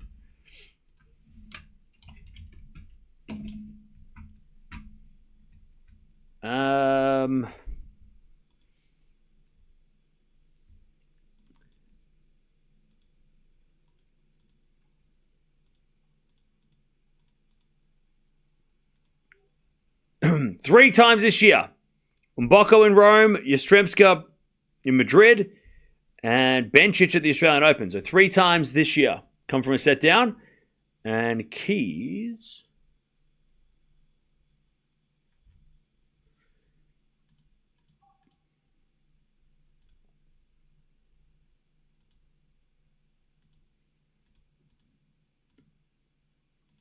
has lost 2 matches from a setup. Stearns Swiatek in her last 2 tournaments. She won the first set, lost the match. So, yeah. So, Gauff's got to be... I don't know. She had chances in that first set, so it wasn't like she got demolished. Breakback point for Keys. Advantage Keys as Gauff hits a backhand down the line. Keys with a forehand slice. Goes long. Deuce.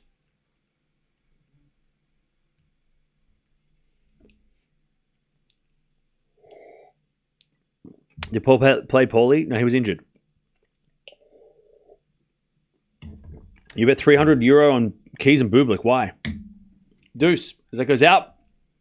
Keys, I understand, but is Bublik going to beat Sinner? If Bublik beats Sinner, you get all the credit, Daniel. That's you picked that. I don't care what anybody says. Anyone comes in here and said, I said that, I'm going to say, no, Daniel said that. Daniel said that.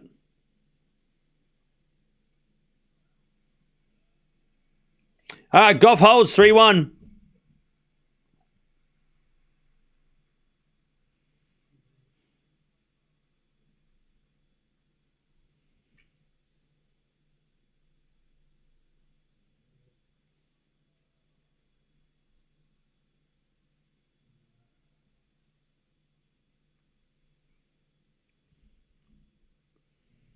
All right.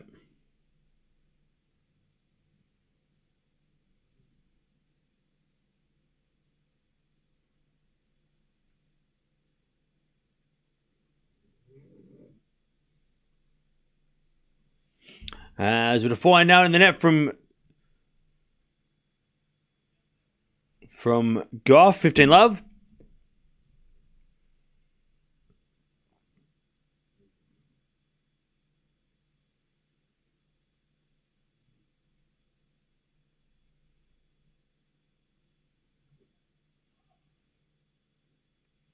As with a fault second serve.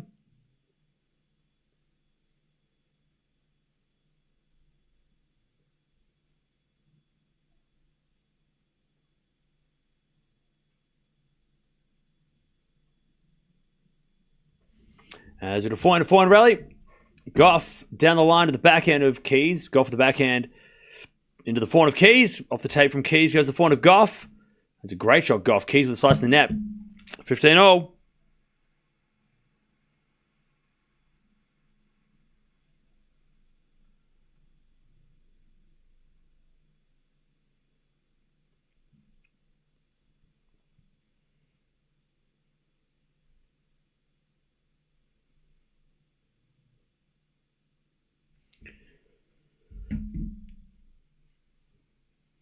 If Bublik beats Sinner, can we convince Cam to eat a pineapple pizza? No. That's too far. Too far. That's too far. 15:30. Chance for Gauff to get the double break.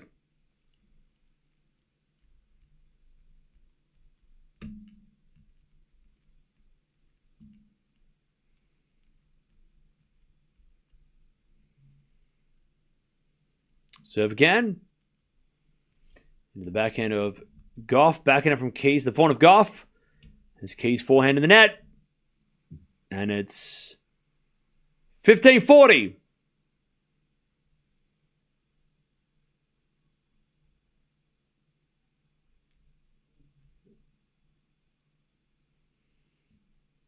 $15.40 to get the double break here. Coco in the second. As we had a fault from Keys. Second serve. Second serve. As the return goes down the line from Gauff. That's a winner. 4-1. Coco has regained control. 4-1 of the second. Whew. Tell you what, chap. This match might not be pretty, but at least it's close. It's more than we can say for most of the matches we've seen lately. At least it's close.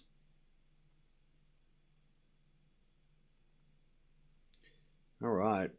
Andy Murray had Emily Mauresmo as coach. Yeah, he did. He did for a time.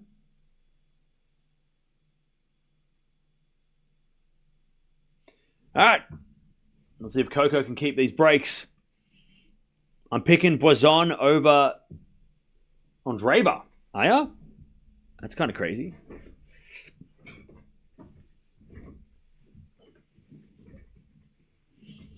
By the way, anyone crying about Djokovic 5 years ago, get over it. Because I explained the rules. I explained the situations. So I'm not going to keep going down the path. If you still think Djokovic was hard done by or wronged, it was 2020. It was 5 years ago. You should celebrate the fact that even despite the things that happened, not being able to play Australian Open or US Open in 2022, the default, and countless other things that have been against him, he's still the greatest of all time, and he still has most slams. So you should celebrate that instead of talking about how he was wronged. You should talk about the positive things, about how he's still playing and he's still kicking ass, and he's... Come on. Let's just focus on the positive instead of bringing up something that happened 5 years ago when he did injure someone. And the default was legitimate. But despite that, still became the greatest. All right, love 15. 4-4 rally. As that goes out by Gauff. Love 30. This is the first set but reversed. What's going on?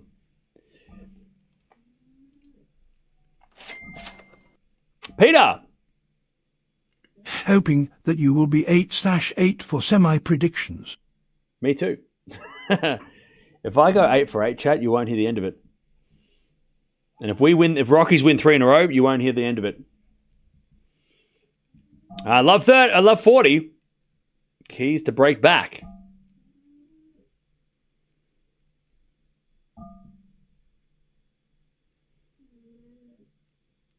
All right, love 40. As the return goes wide. And it's 15-40.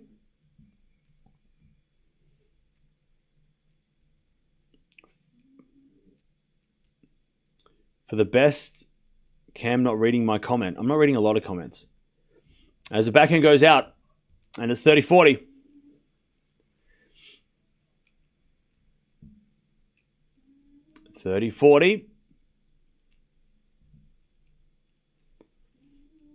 Rockies to sweep Marlins to silence the doubters. Let's hope so. First serve's a fault, second serve.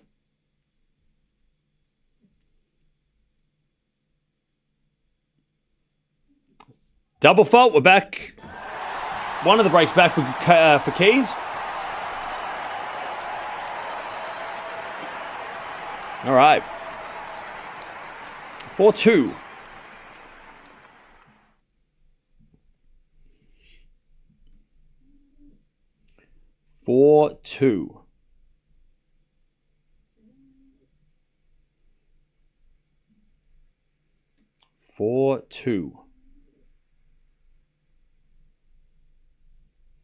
There's 7 in the backhand of Gauff. Keys backhand goes long.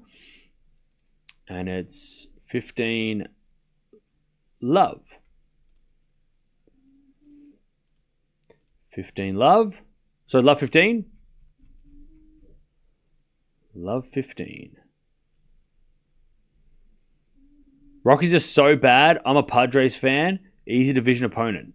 Robert, you better be scared. We're coming back. When we take on whoever your team is, whatever your team is, you better be scared. So now you're talking shit. We're the worst team, but now you're talking about us? Okay. Because you're scared. We won 2 in a row. You're worried. You're like, oh shit, they're gaining on us.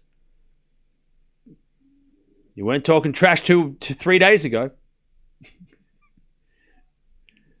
You weren't talking smack 3 days ago, so we must be doing something right. 15-0. 15-0. Backhand return goes into the forehand of Keys. Into the forehand of Gauff. Gauff in the net. 30-15.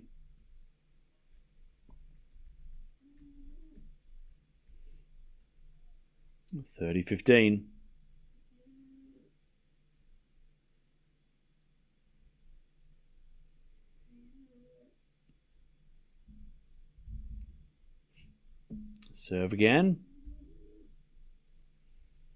There's a fault.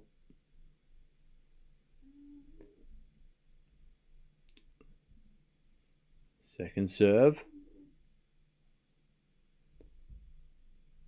As a return goes in to the back end of Gauff. Good shot down the line. Slice from Keys to the back end of Gauff again. Gauff in the net. 40-15.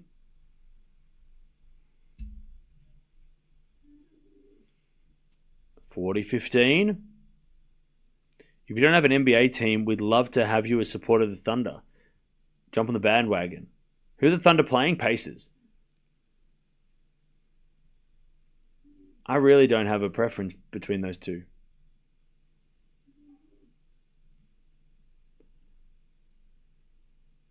Yeah, I'm just kidding with you, Robert. I'm just messing with you. All right, return goes into the backhand of Keys. Gauff with the forehand. Into the net. It's 4-3. Keys holds.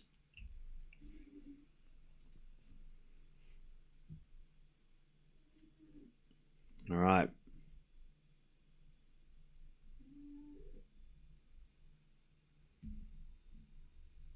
Four-three.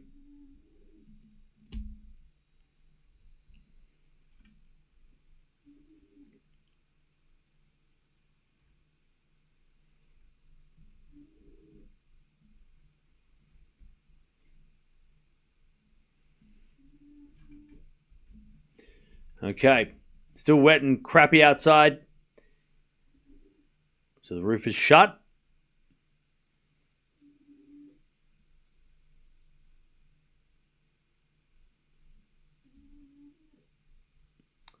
Paces for the championship, you reckon? Okay.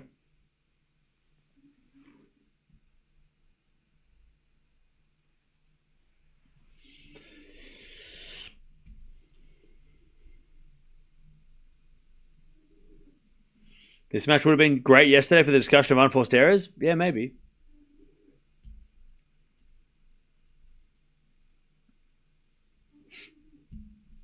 Yeah, roof is going to be... well, the roof is closed now. I doubt they'll open the roof if they think it's going to rain. So I'm going to guess that the roof is probably going to be shut all day. The night session might open, but I don't know what the weather's like later. So, but if it's closed now, I'd be surprised if they opened it if they knew it was going to rain again.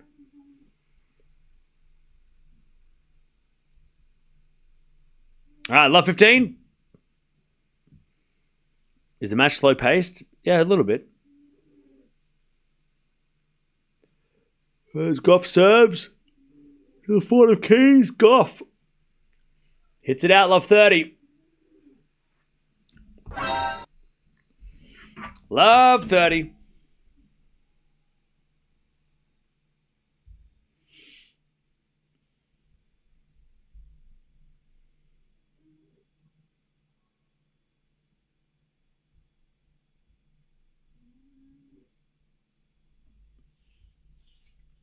Second serve to the back of the Keys. Gauff backhand to the backhand of Keys sliced. It's Gauff backhand. Keys in the net. And it's 15-30.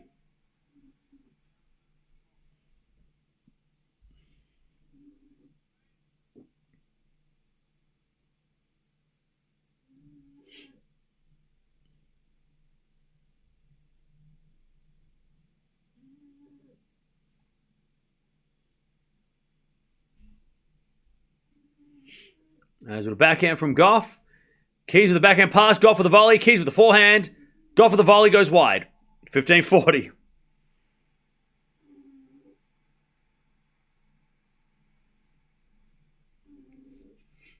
$15-40.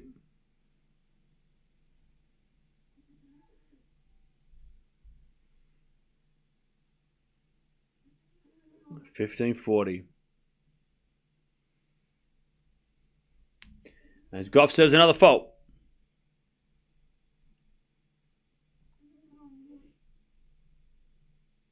Second serve.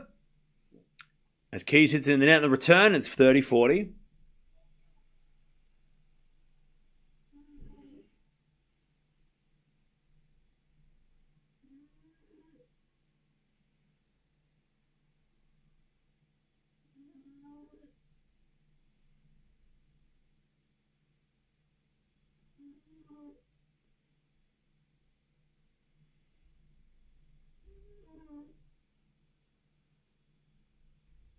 All right, 30-40. Return goes in the back of the Gauff.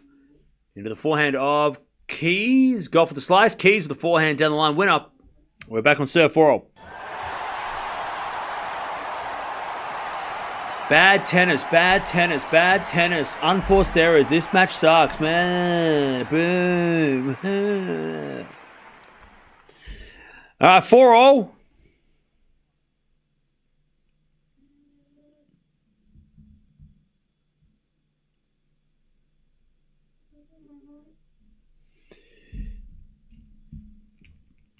I think this match is interesting, to be honest.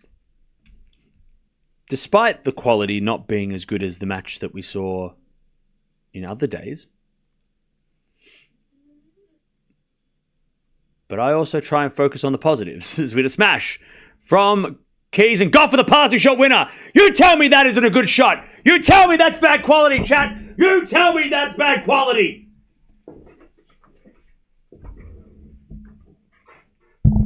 We need to lock in a lift. We need a lift, chat. I need you to lift. Me is asleep. You need a lift. I need you to lock in and lift. Love 15.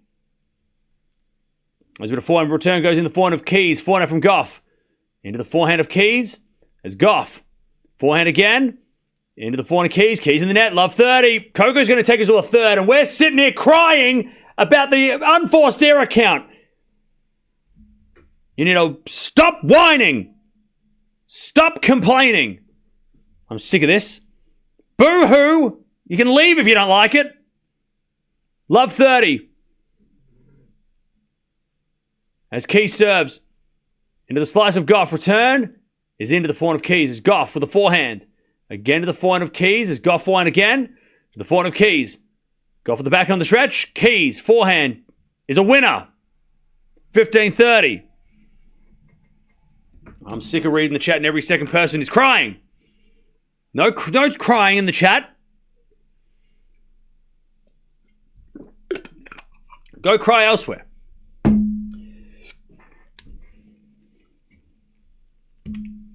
All right, 15-30. As with a fault from Keys, second serve.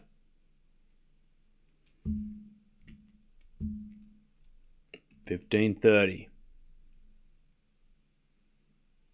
As we return to the backhand of Keys. Backhand from Gauff. Into the forehand of Keys. As Gauff with the backhand again to the forehand of Keys. It's a slice. Into the backhand of Gauff. Keys. Backhand slice in the net. Gauff's got break points. 15-40 to break and serve for the second. 15-40.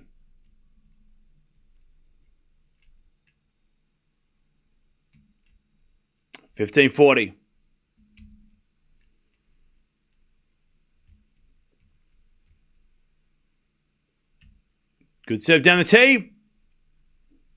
Gauff gets it back. Keys with a smash. Gauff gets it back, but it goes wide. And it's 30-40. 30-40. Jams. Coco and her DFSO, she has to tighten up to win. Well, she's about to break. 30-40. Jams. The cam was in the camera. Head first. Joy, 30. joy. 30-40. Thank you for the donations. Hey, Mia. 30-40. 30-40 is a return. Goes in the forehand of Keys. Slice from Gauff. Into the backhand slice of Keys. Is Gauff with the forehand cross court. And Keys hits it in the net. Gauff breaks. Gauff breaks.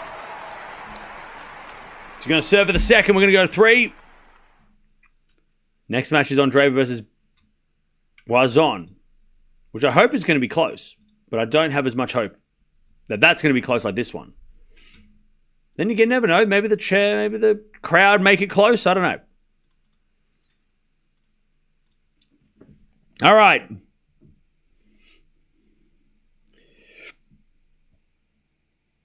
Didn't you say Gauff in 3? Maybe I did. Maybe I did.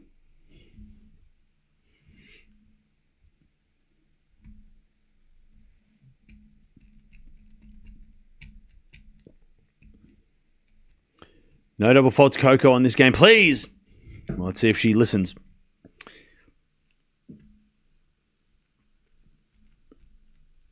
You did say that? Sounds about right.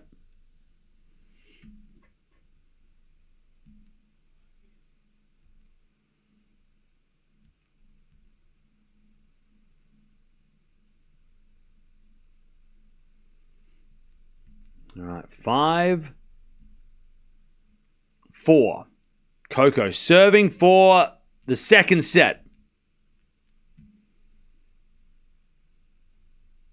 Boison played well against Pegula. Yeah, I think it's going to come down to how Andreeva deals with the crowd, because that's going to be hectic. And Andreeva does get annoyed. There has been times. She is not immune to frustrations. Anyways, 15 love, Gauff. 15 love. Serve again. There's a fault. Second serve.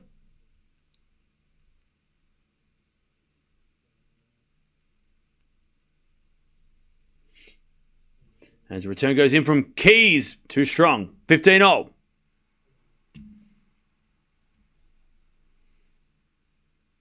$15 all.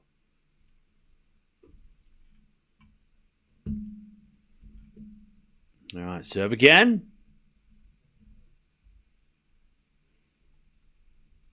As we get a fault, second serve.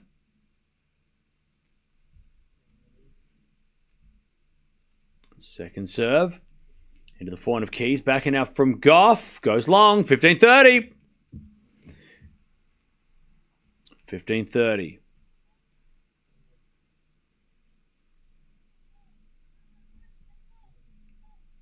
Gauff needs first serves.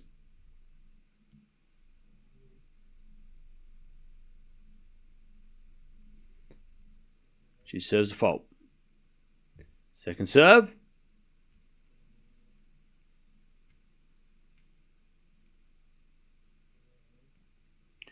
Second serve is a let.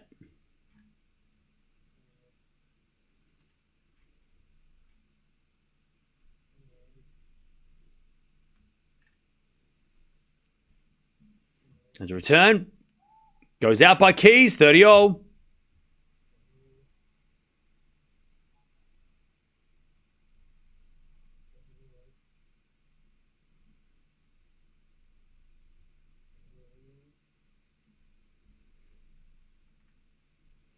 Serve again. Is a fault.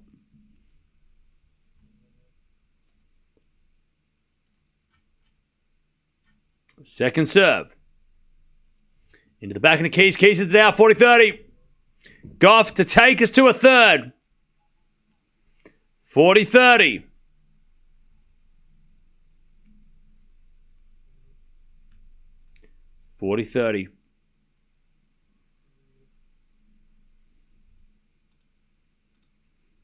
Serve. Into the front of Keys. Return goes into the front of Gauff. Keys forehand to the backhand of Gauff. Into the backhand of Keys. Keys in there. We're going 3, baby. We're going 3. Worst quality match, apparently. But you're still watching it. You're still here, aren't you? So I must be doing something right.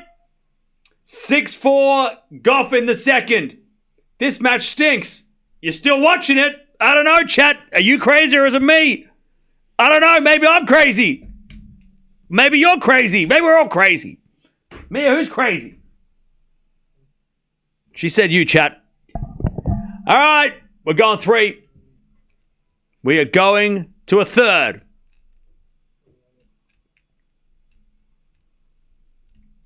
We'll watch you watch this match. Well, that's even crazier.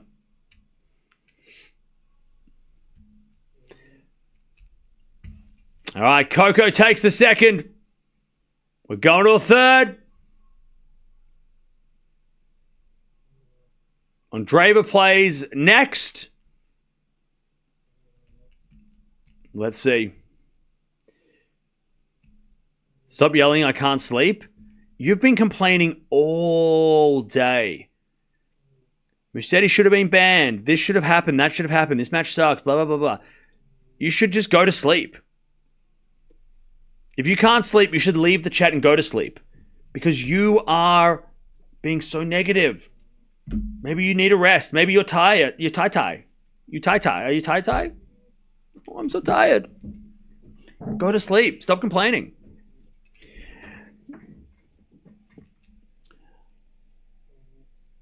Do we have to suffer through another set? No, you don't have to. You can leave. You're free to leave. You're free to leave. Nobody's keeping you here. You're free to leave. The door is that way.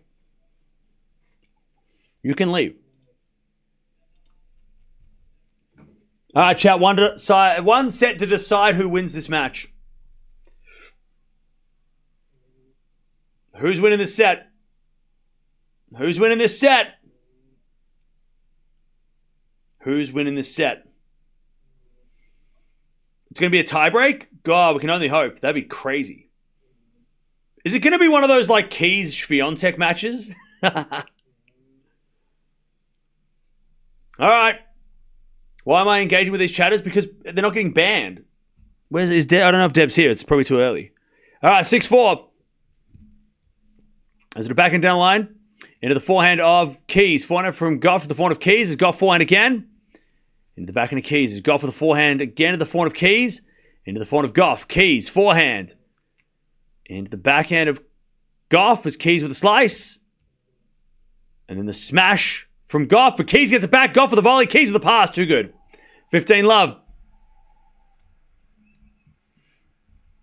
15-love.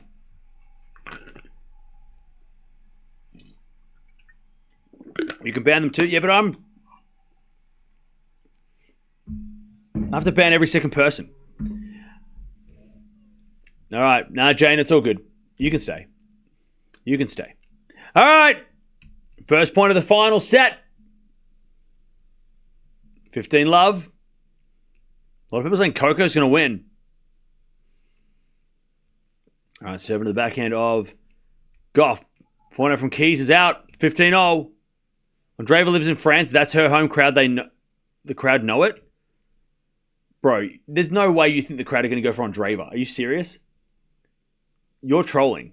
There's no chance you're like, oh, but she lives in France. Yeah, they don't give a shit. Are you serious? 15? Are you kidding? Yeah, you're kidding me. You're kidding me.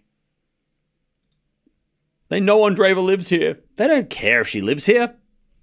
She French? No, she ain't getting the support. 15-0. Double fault 15-30. 15-30. Chance for Gauff to get the early break.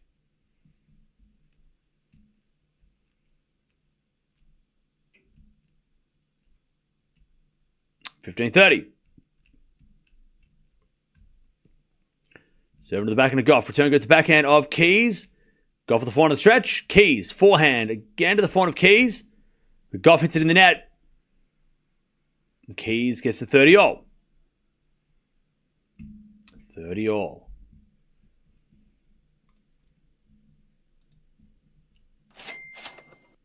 Jams.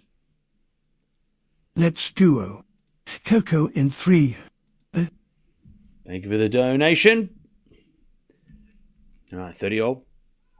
Is it a fault second serve?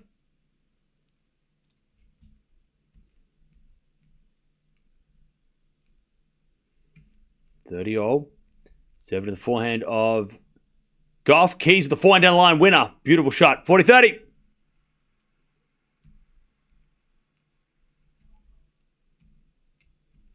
All right.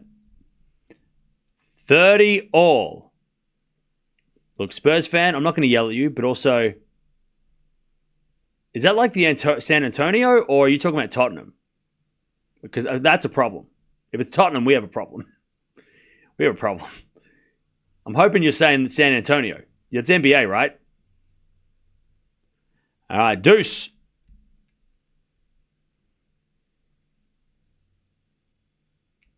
Keys trying to take the first game of the third.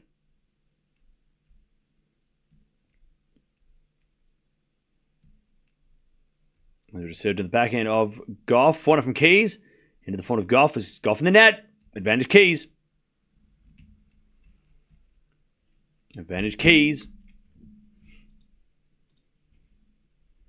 You had a 90-minute commute to work is crazy. That's a long time. That's a commitment.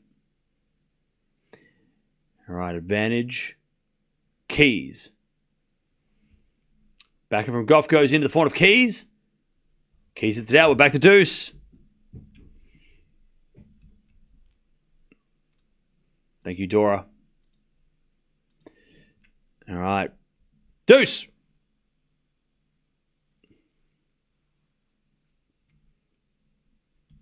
Yeah, Bello. Thank you. At least you understand. You've been here long enough. You know what's up. All right. First serve's a fault. Second serve. Don't get me started on the roof. Serve again. Into the forehand of Gauff. Return goes to the forehand of Keys. Gauff with a backhand. Into the backhand of Keys. Keys in the net. Advantage Gauff. To take the break to start the third.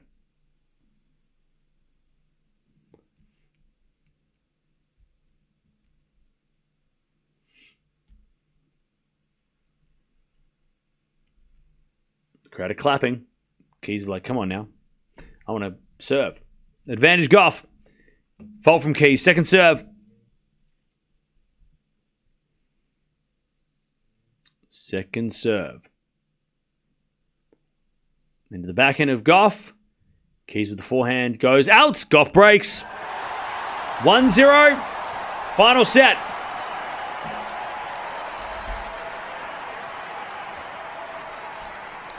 People love this channel because it's random. Cam is great at filling in the gaps when there's quiet time in the matches, and he's fair on the chat. Well, I try. Chat, if I just talked about tennis from start to finish, I'd get bored.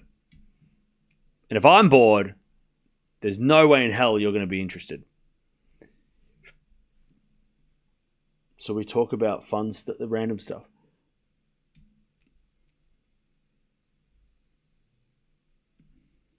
David, you've just like nuked everyone in the chat.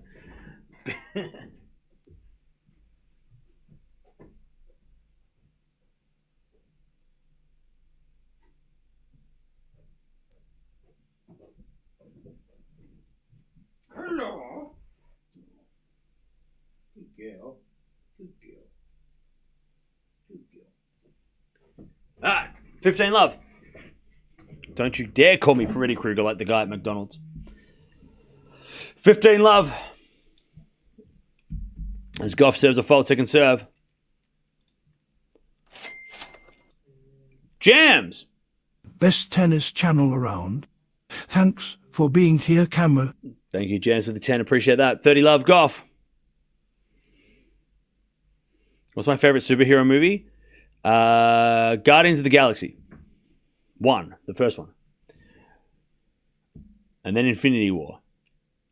When they all came together and lost. Anyways, spoilers. 30 love. Been out for years. As a volley from Gauff. Backhand from Keys goes wide. 40 love Gauff.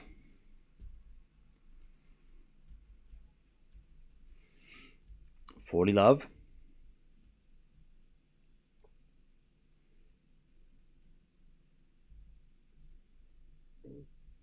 $40 love. Serving in the back of the Keys. Forehand from Gauff. Into the forehand of Keys is Gauff. Hits a slice. Keys with a pass. In the net. 2 love. 2 love Gauff.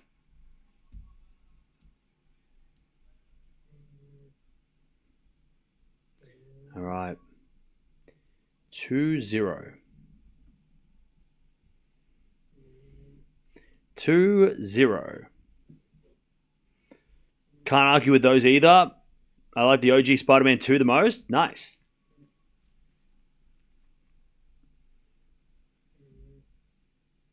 All right. 2-0 Gauff. I was listening while driving, enjoyed the roof talk. At least some people liked it. Anyways, 2-love.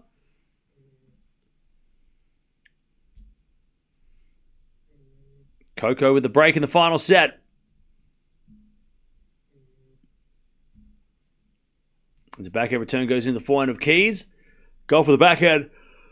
Into the forehand of Keys. Go for the slice of the stretch. Keys is going to get there with another forehand. Go for the pass. In the net. 15-love.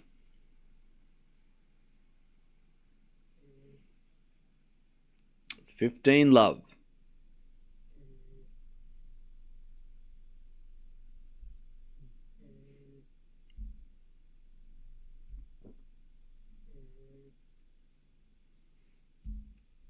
$15-love as Keys serves the forehand of Gauff. Return. The forehand of Keys. Gauff with the forehand again. The forehand of Keys. Into the backhand of Gauff on the stretch. Keys backhand. Down the line to the forehand of Gauff. And Gauff hits it wide. 30-love.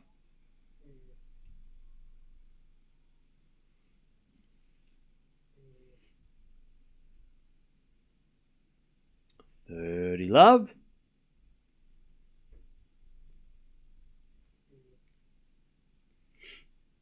Seven to the backhand of Gauff. Keys forehand to the backhand again of Gauff. Gauff hits it out. 40-love. I hope Keys make a comeback. I don't think this match is over yet.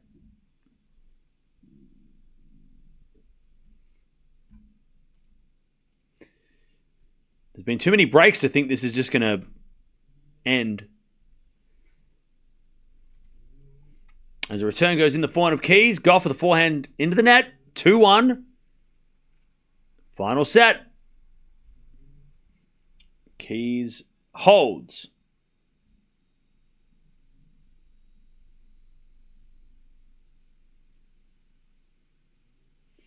All right.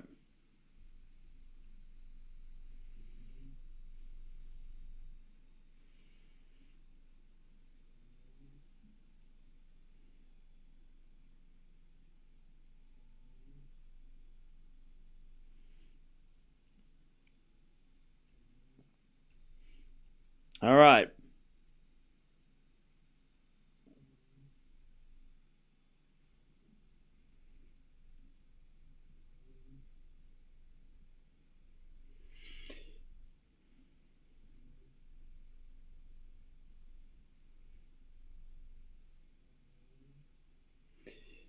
Alrighty then.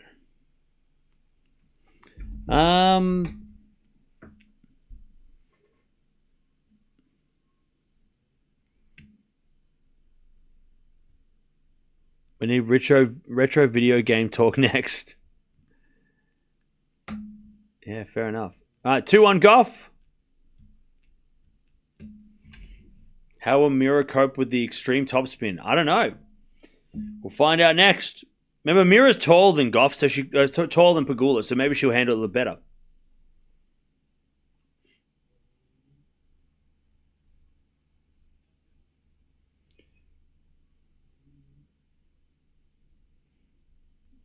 All right, 15-love.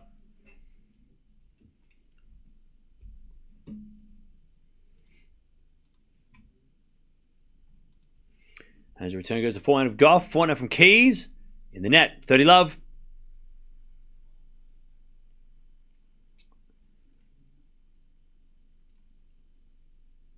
30-love.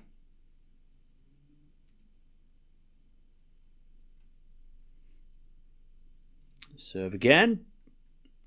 Into the backhand of Gauff, and Keys puts in there. 40-love. These games are flying by now. 40-love.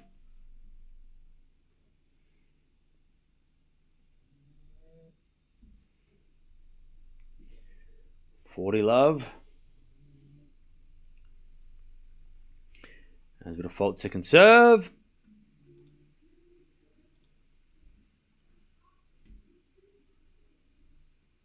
$40 love. 1 second check.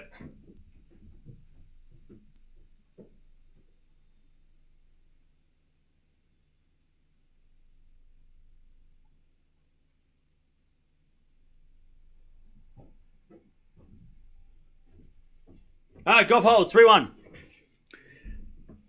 3-1. No chap.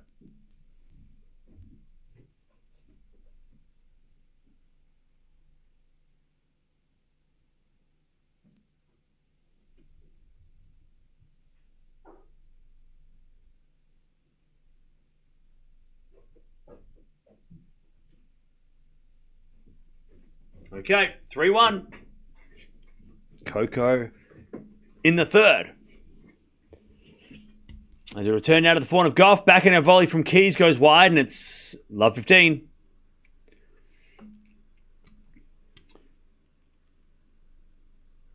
Love 15.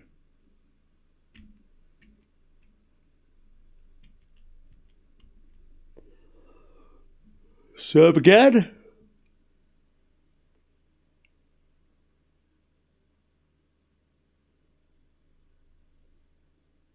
Into the forehand of Gauff. Forehand from Keys. Into the slice of Gauff. Keys forehand cross. Gauff gets it. It's Keys forehand down the line. Gauff gets it with the backhand into the forehand of Keys. Keys puts it away. That was a rocket. 15-all.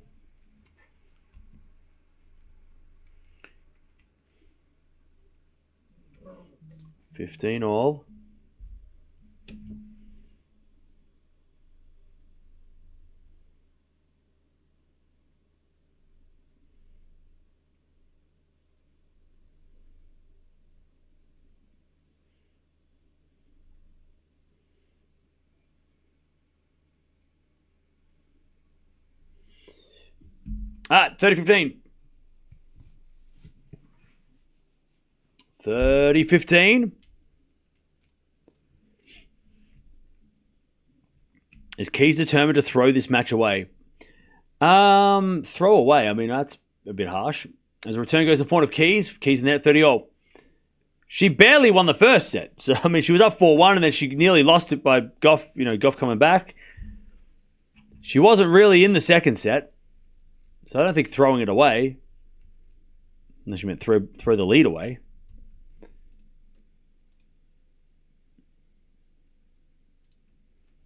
But also, did you bet on this match? Is that why you're like Keys is losing your money? Is that why you're annoyed? I don't know. I feel like you need to from now on, anybody who's going to say something about a player, you need to say, I put money on this, and here's my opinion. Then we can differentiate, we can figure out why you're angry, rather than just, people just screaming. 30-40.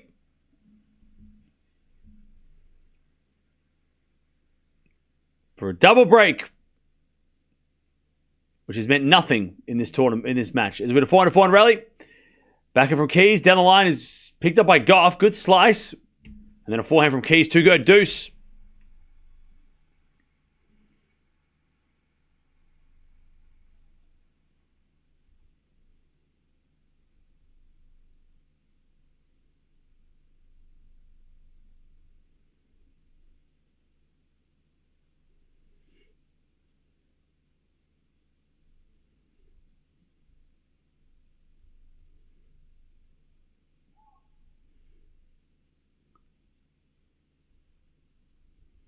All right. Deuce is with a second serve. Into the forehand of Gauff. Keys with the backhand on the stretch. Gauff, forehand. As Keys slices it back, but it's in the net. Advantage Gauff. Advantage Gauff. No bet? Okay, fair enough. All right. For the double break. In this final set, Coco Gauff. As the return goes into the forehand of Keys, backing it from Gauff. And Keys in the net, there it is, double break, 4-1.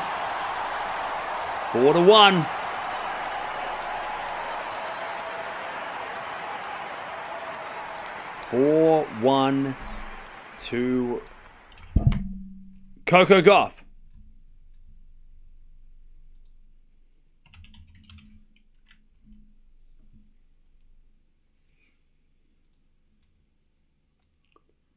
All right.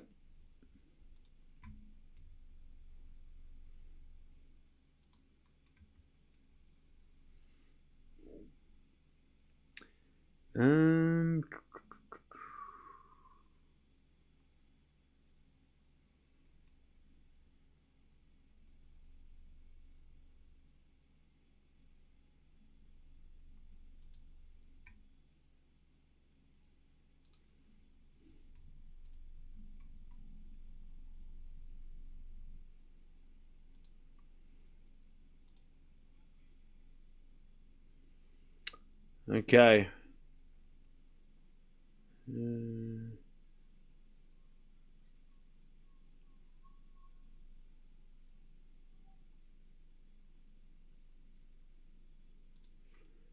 I almost bet $2,000 on Keys during the first set. Okay.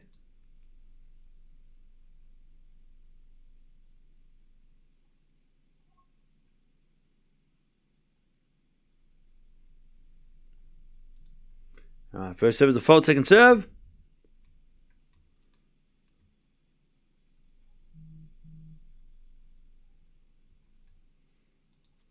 As Gauff.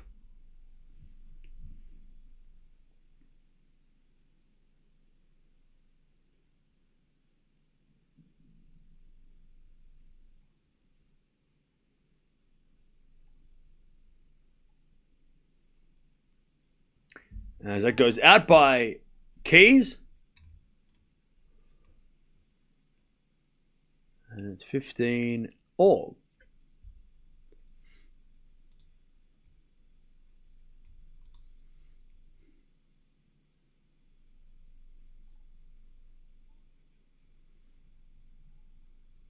As Gauff hits a great serve, 30-15.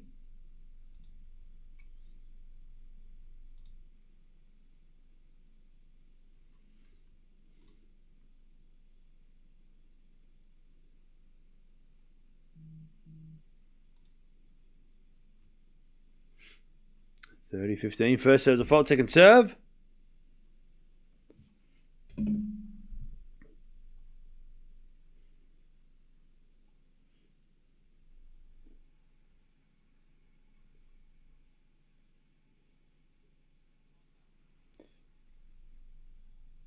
All right, nice hitting from Keys, 30 all.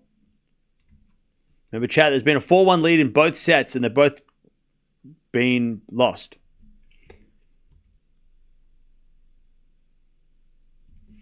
As we got a backhand from Gauff, is a drop shot winner, 40-30.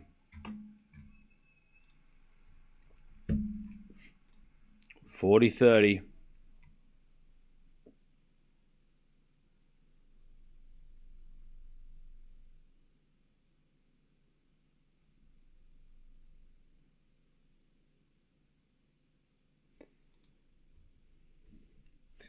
And a serve into the forehand of Keys. Keys in the net, 5-1.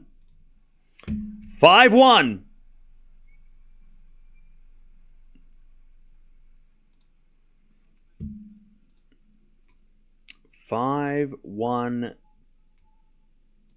Gauff.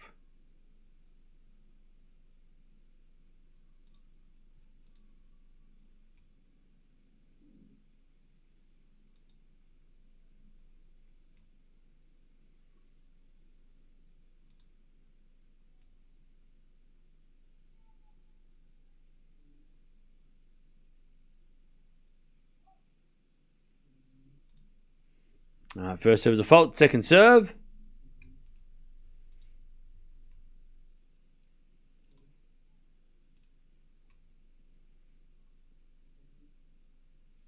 As that goes out by Keys, 15.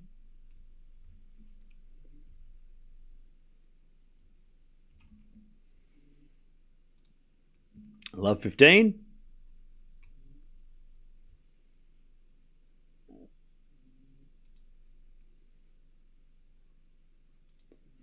As the return goes to the forehand of Keys, backing it from Gauff. Into the forehand of Keys is Gauff with the forehand again to the forehand of Keys. Into the forehand of Gauff is Keys with the backhand on the stretch. Gauff, backhand. Nope, Keys hit it out. Love 30. 2 points away.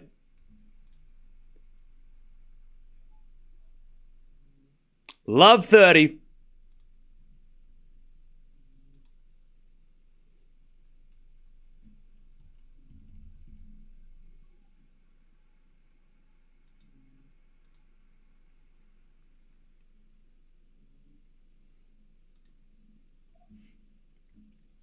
Fault from Keys. Second serve.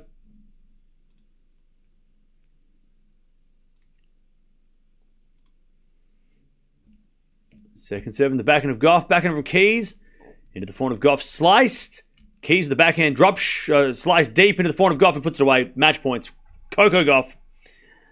Love 40.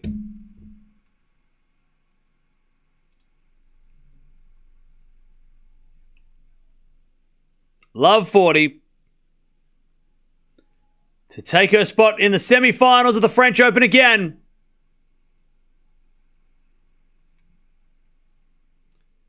Love 40. Serve. Into the backhand of Gauff. Return goes into the backhand of Keys.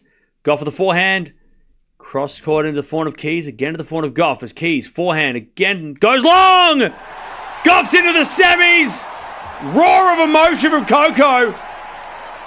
What a fight back. It wasn't pretty.